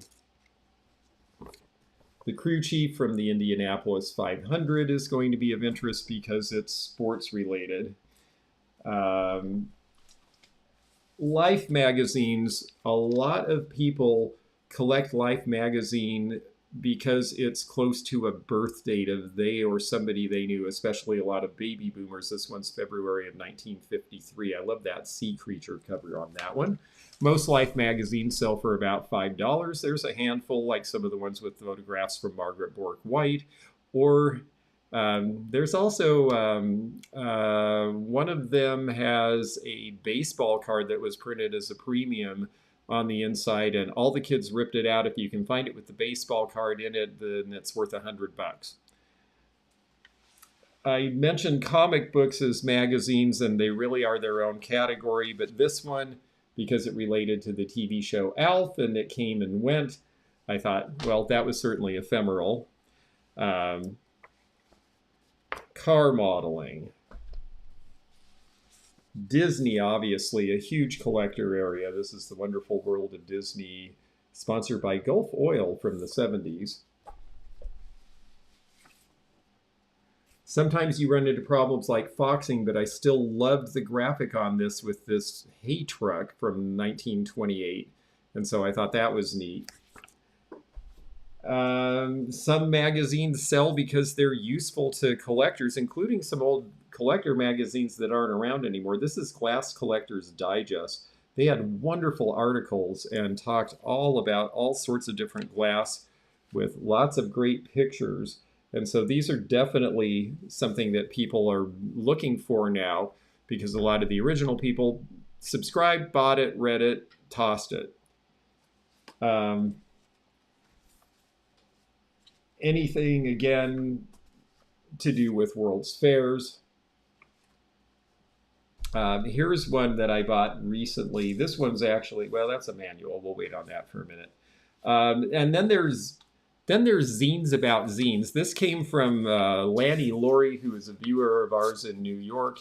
And this was a zine he did back when zines were a thing. And zines were basically, you could use a photocopier and you could make your own little magazine and print a few hundred issues and distribute it. And they were usually about local music or some sort of a thing you were interested in. Well, he was interested in vintage back when this is from the 80s. And so he's showing all these old advertisements and stuff. And he would send out postcards, which we'll get into briefly, to people to get them to pick up the magazine. So here's the zine, and it's all full of all these old advertisements, and I think it's a lot of fun. Oh, foxing. I'm sorry, Karen. Let me show you what foxing is. So foxing happens when a mold grows in paper because of bad climate control, and it spots the paper. It can happen to art, it can happen to prints, it can happen to magazines. And so you could fumigate it to get it out. It's expensive. It's not really worth it on a piece like this. But if it happened on something that was valuable, it might be worthwhile. A collection of Good Housekeeping magazines because they're doing women's suffrage articles. See, that's an interesting topic too. And that's another area of collecting for that reason. Let's see here. Some other magazines. I think we showed most of what gets the point across. I will talk about this one because this is sort of an important thing to know. This one is a magazine about Dale Earnhardt after the accident that took his life. The legend lives forever. A lot of magazines are printed posthumously. When Princess Di was killed, there were a ton of tribute magazines to her. When Elvis died, there were a ton of tribute magazines to him. Everybody buys them. They rarely are worth any money in the aftermarket. You want the things from when the person was still alive. So that's something to... oh, the Doublespeak newsletter from the 70s. Yeah, anything to do with counterculture as well. Those can be rather collectible too. Let's see if there's anything up here. Magazines, brochures are kind of another thing I won't go too crazy on, but here's a brochure from a football game in Kansas City. Here's something a little different. It is a brochure, but it's a door hanger from Barry Goldwater. You would go around, and if the person wasn't home, you would hang this on their door, and then they would read all about why Barry Goldwater was the person we should elect for president, and there'd be more information in that. Some of the brochures I really like are ones that have inserts. I like these old house paint ones. They don't sell for a lot of money, but I think they're so cool because you open them up, and a lot of times they have something like this with all of the different colors and the houses that you could apply them with, or apply them to, I guess.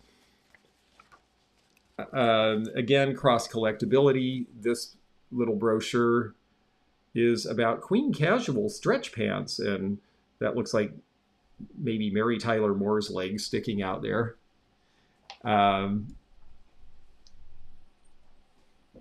Let's see if there's any others in here. This brochure, to apply to the David Bowie fan club during his Ziggy Stardust days. I have to think this is worth a little bit of money because most people who got this would have either applied or tossed it. So I think that's something. George Wallace for president. Again, anything like this. This one, the colonization of America, this was done for the bicentennial, so 50 years ago now. So brochures, magazines, all that stuff, obviously a giant area of collecting all of its own and lots of different reasons. And again, yes, I agree. I like the catalogs because they're great resources, and a lot of these old brochures are as well. So pamphlets, brochures, those sorts of things, absolutely. Postcards, okay, now we're going to get into some of the stuff that I know is really big. Again, Christopher with Fossil Forward Finds. Do consider going to his website if that's a category that interests you. I'm sure we'll talk about it more here as well. But he does, and I'm going to show this real quickly. He really is into postcards, particularly real photo. And what a real photo postcard is, we'll show some of them in a minute here. But I want to show his, well, there we go. Here's one that he sold recently. Real photo is where they take an actual picture and turn it into a postcard. Not just a photograph that they printed over and over, but they will generally say real photo postcard on the back. And this one happens to be a World War I military football team, and it sold for $30. This one, he said he does very well with animals, and I know Lisa Keller, anything with a dog. Well, there is a wonderful fox terrier with a woman in a very crazy hat, so you have a few different reasons to like this one. And that's what it sold for. That sold for $30 as well. And I'm seeing Ruth Ruth, you're not too far from him. You're in he's in New York and you're in New Hampshire, and you both do the real photo. Real photo is an interesting area to collect because they tend to be much smaller printings, and they often show events and things that are pretty unique. Two hunters with their firearms, when you see rifles, firearms, weapons, sometimes it's the clothes that are the attraction. So there's lots of things, but there's just tons of things to know about photographs and photography and cameras, and I think that's something that we'll probably leave to another discussion because it's such a giant category in and of itself. But you can go, there is Christopher. I hope he doesn't mind me using his picture. And here is the Fossil Forwards Finds channel on eBay, and you can see he's showing what sold on eBay. You see Whatnot RRPC haul. RRPC means real photo, or RPPC, I'm sorry, real photo postcard.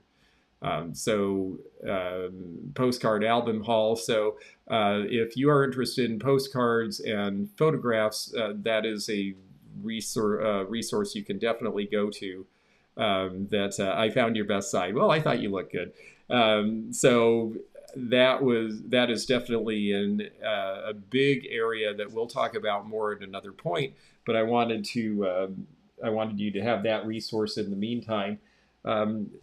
He says he looks for, and I guess Ruth too, they look for real photo postcards because that's an area not everybody is paying attention to. A lot of people are looking for your standard pre-linen postcard. Oops, I should do this on the main cam. A lot of people are looking for your standard pre-linen postcards from the early days of postcards around 1906 to World War I. Or they're looking for linen where it has more of a linen finish. This one's kind of fun because it's got the guys in an ox cart, and it's somebody at one point tried to sell this for $8. I don't know that I'll ask as much as that for it. But people look for postcards because they're looking for interesting images. I have one guy who collects anybody with a big handlebar mustache or something on a postcard. I have another person who wants anything that isn't there anymore. So, for example, a building that has been torn down, or the ferry Kalakala, the Washington State ferry boat that they scrapped years ago that was Art Deco looking. They look for that sort of thing. Some people are looking for Disney related. Again, there's Winnie and Eeyore. Some people are looking for compendium groups where they would sell, where it was a bunch of scenes from one place, and then you would rip the postcard off and send it, and then you'd keep the little part for yourself as a memory. This one happens to have never been used, from the Seattle World's Fair. Christopher mentioned that he looks for continentals because a lot of people don't. A continental is larger than a regular postcard, and they're typically this sort of photograph chrome. This one is the National Enquirer's Christmas tree in 1976, and it's the large size. So that's a specialty area, and he said he looks for those because not very many people do. Here's another one. This is a photo plaque. This one is giving an opinion about Lyndon B. Johnson's The Great Society, and how the Great Society has been ruined because we're putting all of our money into Vietnam. But this was one that you could mail, and then it could be turned into a plaque to hang on the wall or put on an easel. And yes, it's true that they're not necessarily one of a kind, because you would see multiples. I've seen multiples of, for example, there was one that was a big flood in a town in Pennsylvania, and I found one, and I know that the local photographer probably printed up 1,000 to sell to people in that area so they could send pictures to their relatives of what it looked like. And here's another one, a big one. This is a hydroplane from Washington State. So you'll see things that are, and again, it was made to be a postcard. Nowadays, this wouldn't go for a postcard rate, but back then, you could get away with it. So there are so many different postcards, and I did a video a long time ago, if you look in my playlist, about postcards. I think it'd be in the Kentucky playlist, because I recorded it here when I got a big collection, so you can get a lot more detailed information there. Postcards, posters we talked about. Recipe books are another thing. This is, I had this blender, so then I had to get this to go with it. I love the classic Beehive blender from Osterizer. They're indestructible. And this has all of the appetizing recipes you could make with it that this woman put together for Oster in about 1955. And I love that there's a piece of candlewick glass here. And there's all sorts of, well, let's see, is there anything disgusting in here? It's mostly cakes and ice cream and juice cocktails and things that are actually really good, thankfully. But sometimes, of course, oh yes, here we go. Banana milk smoothies. See, they had smoothies a long time ago, a lot earlier than we think of. And then there's this one. My grandmother actually contributed to this one because this was, or no, she didn't actually. This was the one after my grandfather was out of office, because this one was given out by Gerald R. Ford's office, and he came in 1966. And this is when he was, before he was president.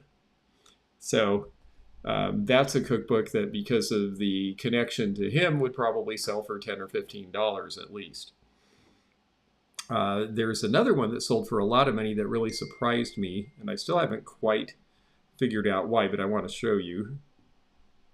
And we can surmise perhaps why. And let me find where it is here.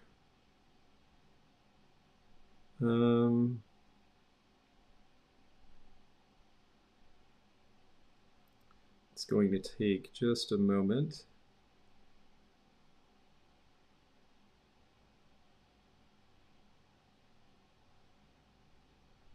Ah, yes, here it is. The greatest food show in the land, recipes from the Kraft TV special, The Magic of David Copperfield. So they sponsored this TV show with David Copperfield. This was not signed by him. I looked in the description because I thought, for the price it went for, I don't know if these are just really scarce. I don't know if it's because of David Copperfield, but there must have been some magic to this because it sold for $625. And this is, 40 years old. This is something you could find in an estate sale. So, certain things, again, if it's the right combination of things, Ephemera can be big money. Disneyland pre-opening pamphlet. This is before they opened, talking about, hey, it's coming soon. This is what it looks like. Sold for $575. I'll show you a few other big highlights here. This Studebaker brochure from the 1920s sold for $2,750. I was shocked. I don't even think the Studebaker Museum has this one, though, so I guess that's part of the reason why. Paper dolls from I Love Lucy, $195. Now, most paper dolls, even celebrities, sell for $15 or $20 or $25, but this particular one, not so many people got, apparently, and it's intact. Intact makes a big difference. Some more real photo postcards. This one is from the 1924 Paris Olympics and sold for over $1,000. Shoot, I got to get these off so we can see these a little better. This one sold for $1,000. This is a Negro League team, a real photo postcard. This one is a stage line in Okanagan, Washington, and this is what we see on a lot of real photo postcards that were done by a local photographer and sold in very small quantities locally. It's got stagecoaches. This is a small town in Washington. Those buildings are no longer there. This sold for $725.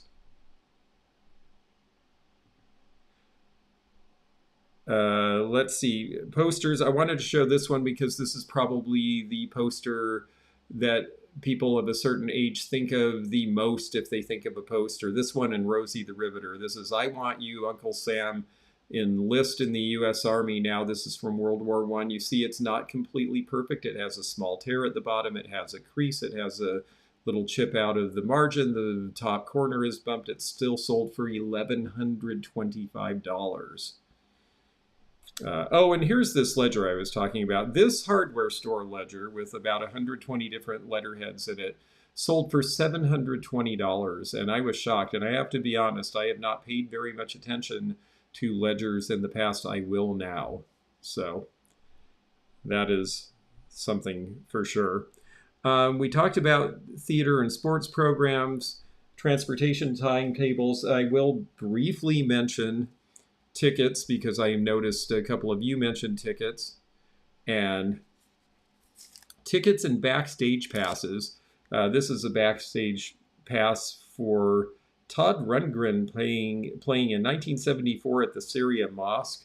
That'll sell for $6 or $8. But for a more popular or a more important show, like, for example, the one where Madonna got arrested in Toronto, that one sells for good money.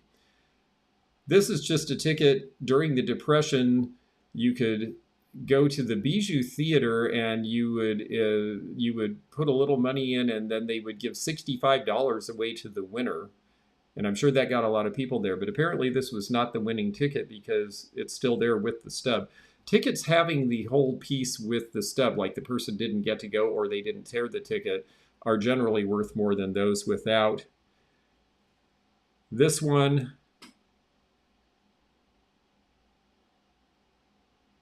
is for advanced sale for Roxy on Sunset Boulevard. One that sold for a lot of money I can show you here. And even the ones that were printed, you know, as recently as 20 years ago, because they don't do tickets anymore. It's all on your phone. So even tickets that are not that old and are just sort of basic. I have one for a Sade concert from the 90s. It's selling for $20 now. And it's just a plain one. There's nothing interesting about the graphics. The computer printed the time and the date on those. And it's no big deal, but it's a big deal that they just don't do it anymore. Let's see, here we go. Yes, this ticket is from Monterey Pop, which was the huge music festival in 1967 that had the Mamas and the Papas and Jefferson Airplane and Janis Joplin with Big Brother and the Holding Company, a bunch of other famous acts. And this one was torn, but they got a seat and they went to what is now documented as a very important concert in music history. And this sold for $495. Old postcards of your town, that's what gets a lot of people collecting, and I do. I collect stereo cards. I didn't really talk about stereo cards because mostly, like postcards, it's sort of its own area. I think we'll talk about those in photography together at one time. One other thing that Christopher mentioned to me that I should mention here, these are QSL cards. This is another thing he says he specializes in because not many people sell them and they don't usually sell for a lot of money. This one sold for $90 though, and that is what a QSL card is the ham radio operators, if you made contact with someone far, far away, groups and organizations would sometimes have prizes for that, or you would just want to correspond with the person that you were able to reach on amateur radio. And so you would have a card with your call letters printed on it and you would send it to them. Well, this one was sent by someone with a Japanese call letter number who was in Korea during the Japanese occupation of Korea in the 1930s. And because of that, this one, which is fairly plain, instead of selling for $3 or $4, sold for $90. And some have really great graphics, it's true. I didn't show any of them, but I've seen some that have really wonderful graphics of like, one was from a guy in Hawaii and he has a cartoon picture of himself under a palm tree, and that one sells for a little bit of money. So QSL cards, another thing. And then one last thing I'll mention, even though they're sort of paper and they're sort of not, but they kind of fall under this category, are bumper stickers, because we start seeing those in the 1950s. I sold one that was talking about stand up against fascism and communism for $10 on eBay recently. A lot of them have to do with politics, like this one for Perot, or this one, I'd rather hunt with Dick Cheney than ride with Ted Kennedy. I have to say I would choose neither of those personally. This one is for Sprite with an Indy car from about 1970. That's a $5 or $7 bumper sticker. I met someone at New Harmony at the appraisal fair this weekend who owns a Crossley, and the car owner's car. Crossley made radios and refrigerators and all sorts of stuff, but he made cars briefly in the late 40s and early 50s, and then they quit making them. And this is an old time. This is late 50s. They formed a car owners club right away because they needed each other to find parts and information about how to keep their cars running because the company didn't keep making cars. And bumper stickers, yeah, some have some really good graphics, and I can show you one right here that actually sold for some money that surprised me again, because the ones that are their regular ones don't sell for a lot. But this one, where are you?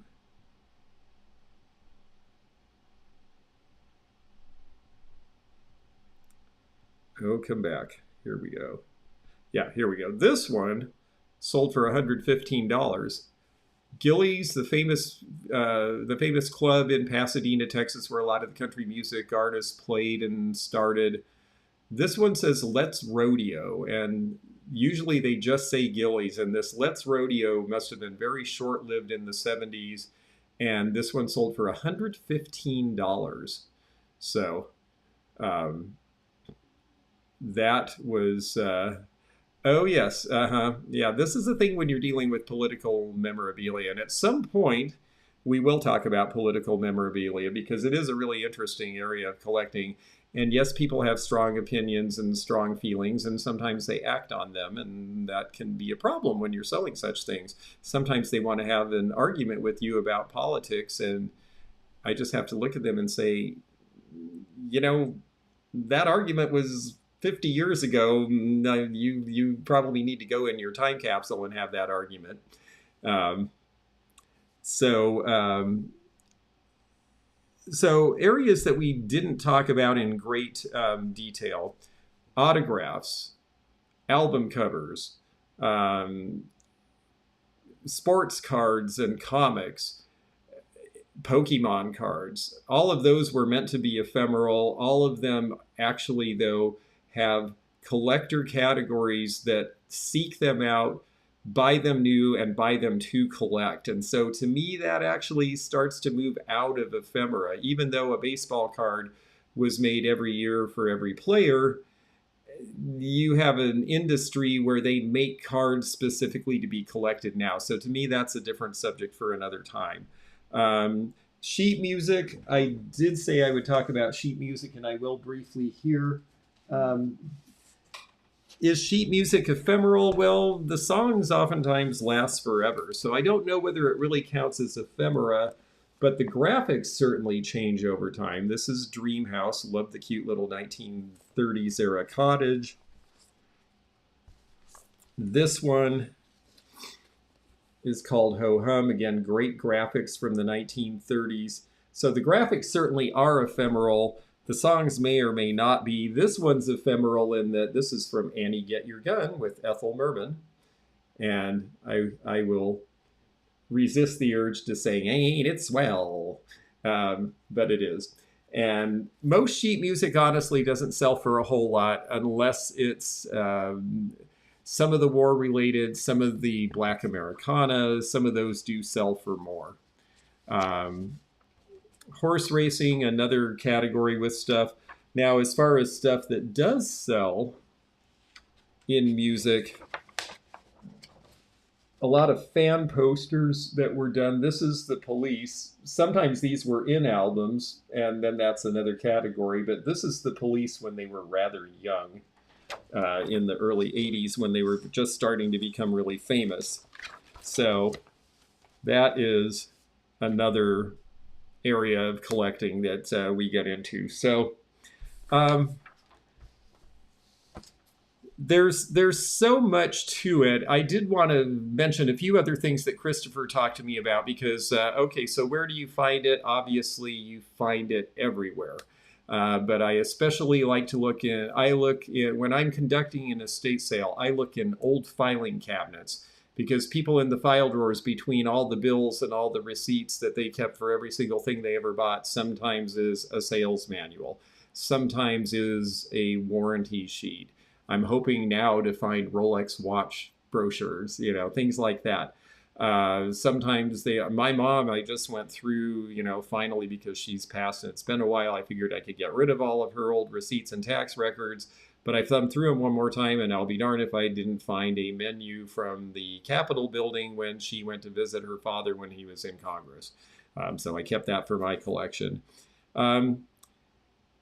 Look in desk drawers. Look behind pictures. Sometimes an old picture in a frame, they would use other paper items to shim the picture so it wouldn't be loose in the frame. I found interesting things behind picture frames. Obviously there's collections as well.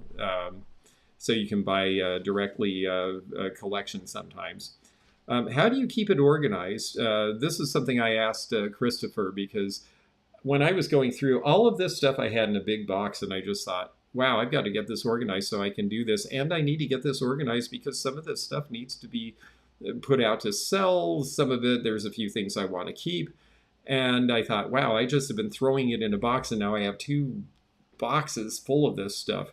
The great thing is you can get a lot in 2 boxes. They'll be heavy, but it's a category of merchandise that you can have a lot of inventory in a small space. So if you're an apartment dweller, for example, or you don't have a lot of room and you like buying and collecting, it's something you can collect a lot of without taking up every inch of your house. It's also something as a reseller you can buy and sell. So how does he keep it collected? He actually uses a skew method where he puts a skew on every postcard photograph. I assume he puts them in a sleeve. You can buy sleeves online. A lot of collectors like getting their postcard in a sleeve so that they're not touching it with their hands. And you can put the number right on that. For me, I'm doing it by category now. A lot of people, when you see all the interest in all these old printers cabinets, it's because you can divide paper into categories, and you have all your postcards in one, and you have all your menus in one, and you have all of your sheet music in one.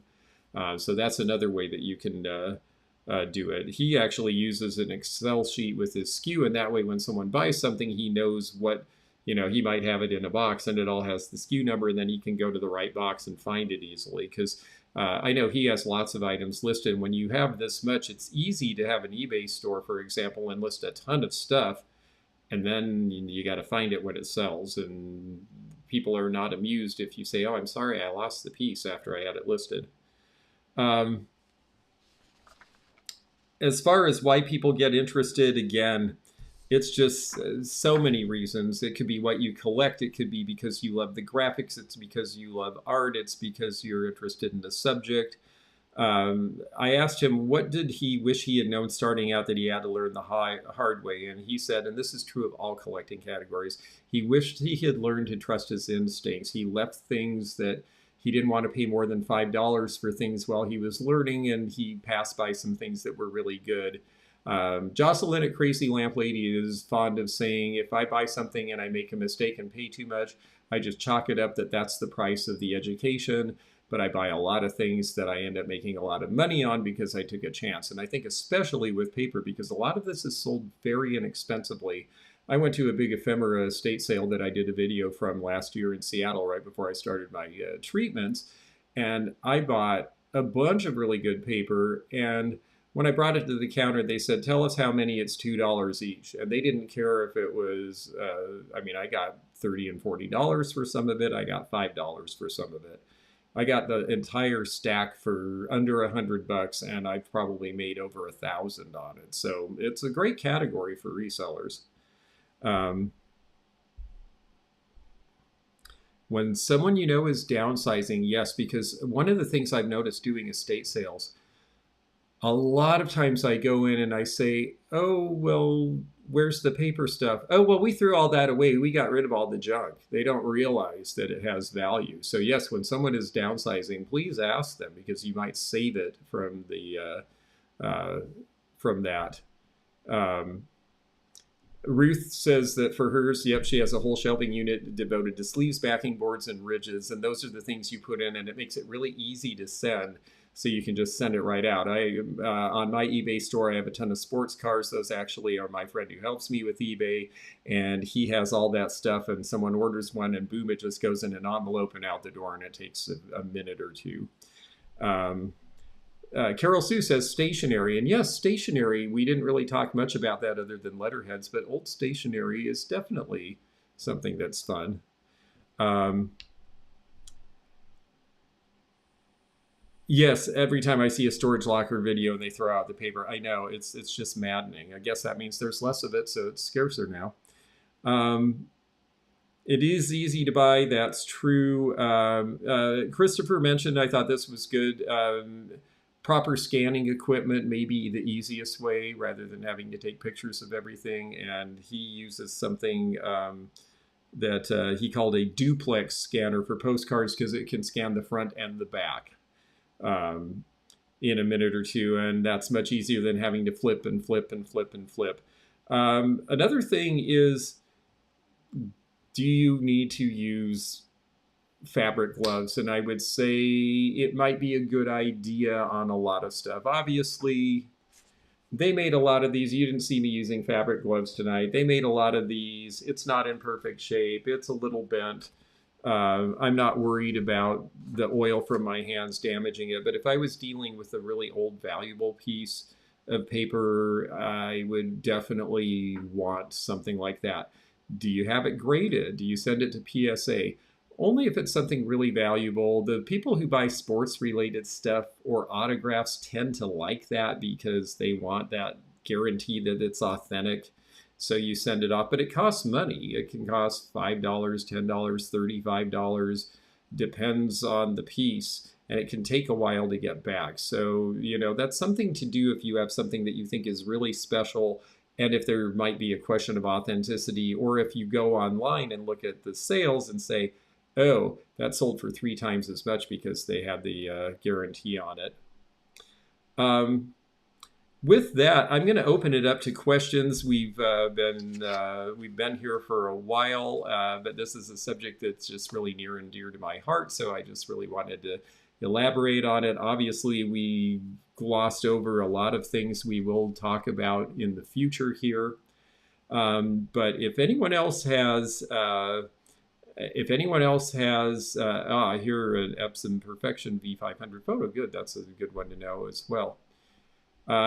Yes, the history, it is a great view of history, and honestly, seeing things through the years, you start seeing the graphics they used, you start seeing the colors that they used, and that applies to everything else that we collect. Oh, take a look. Well,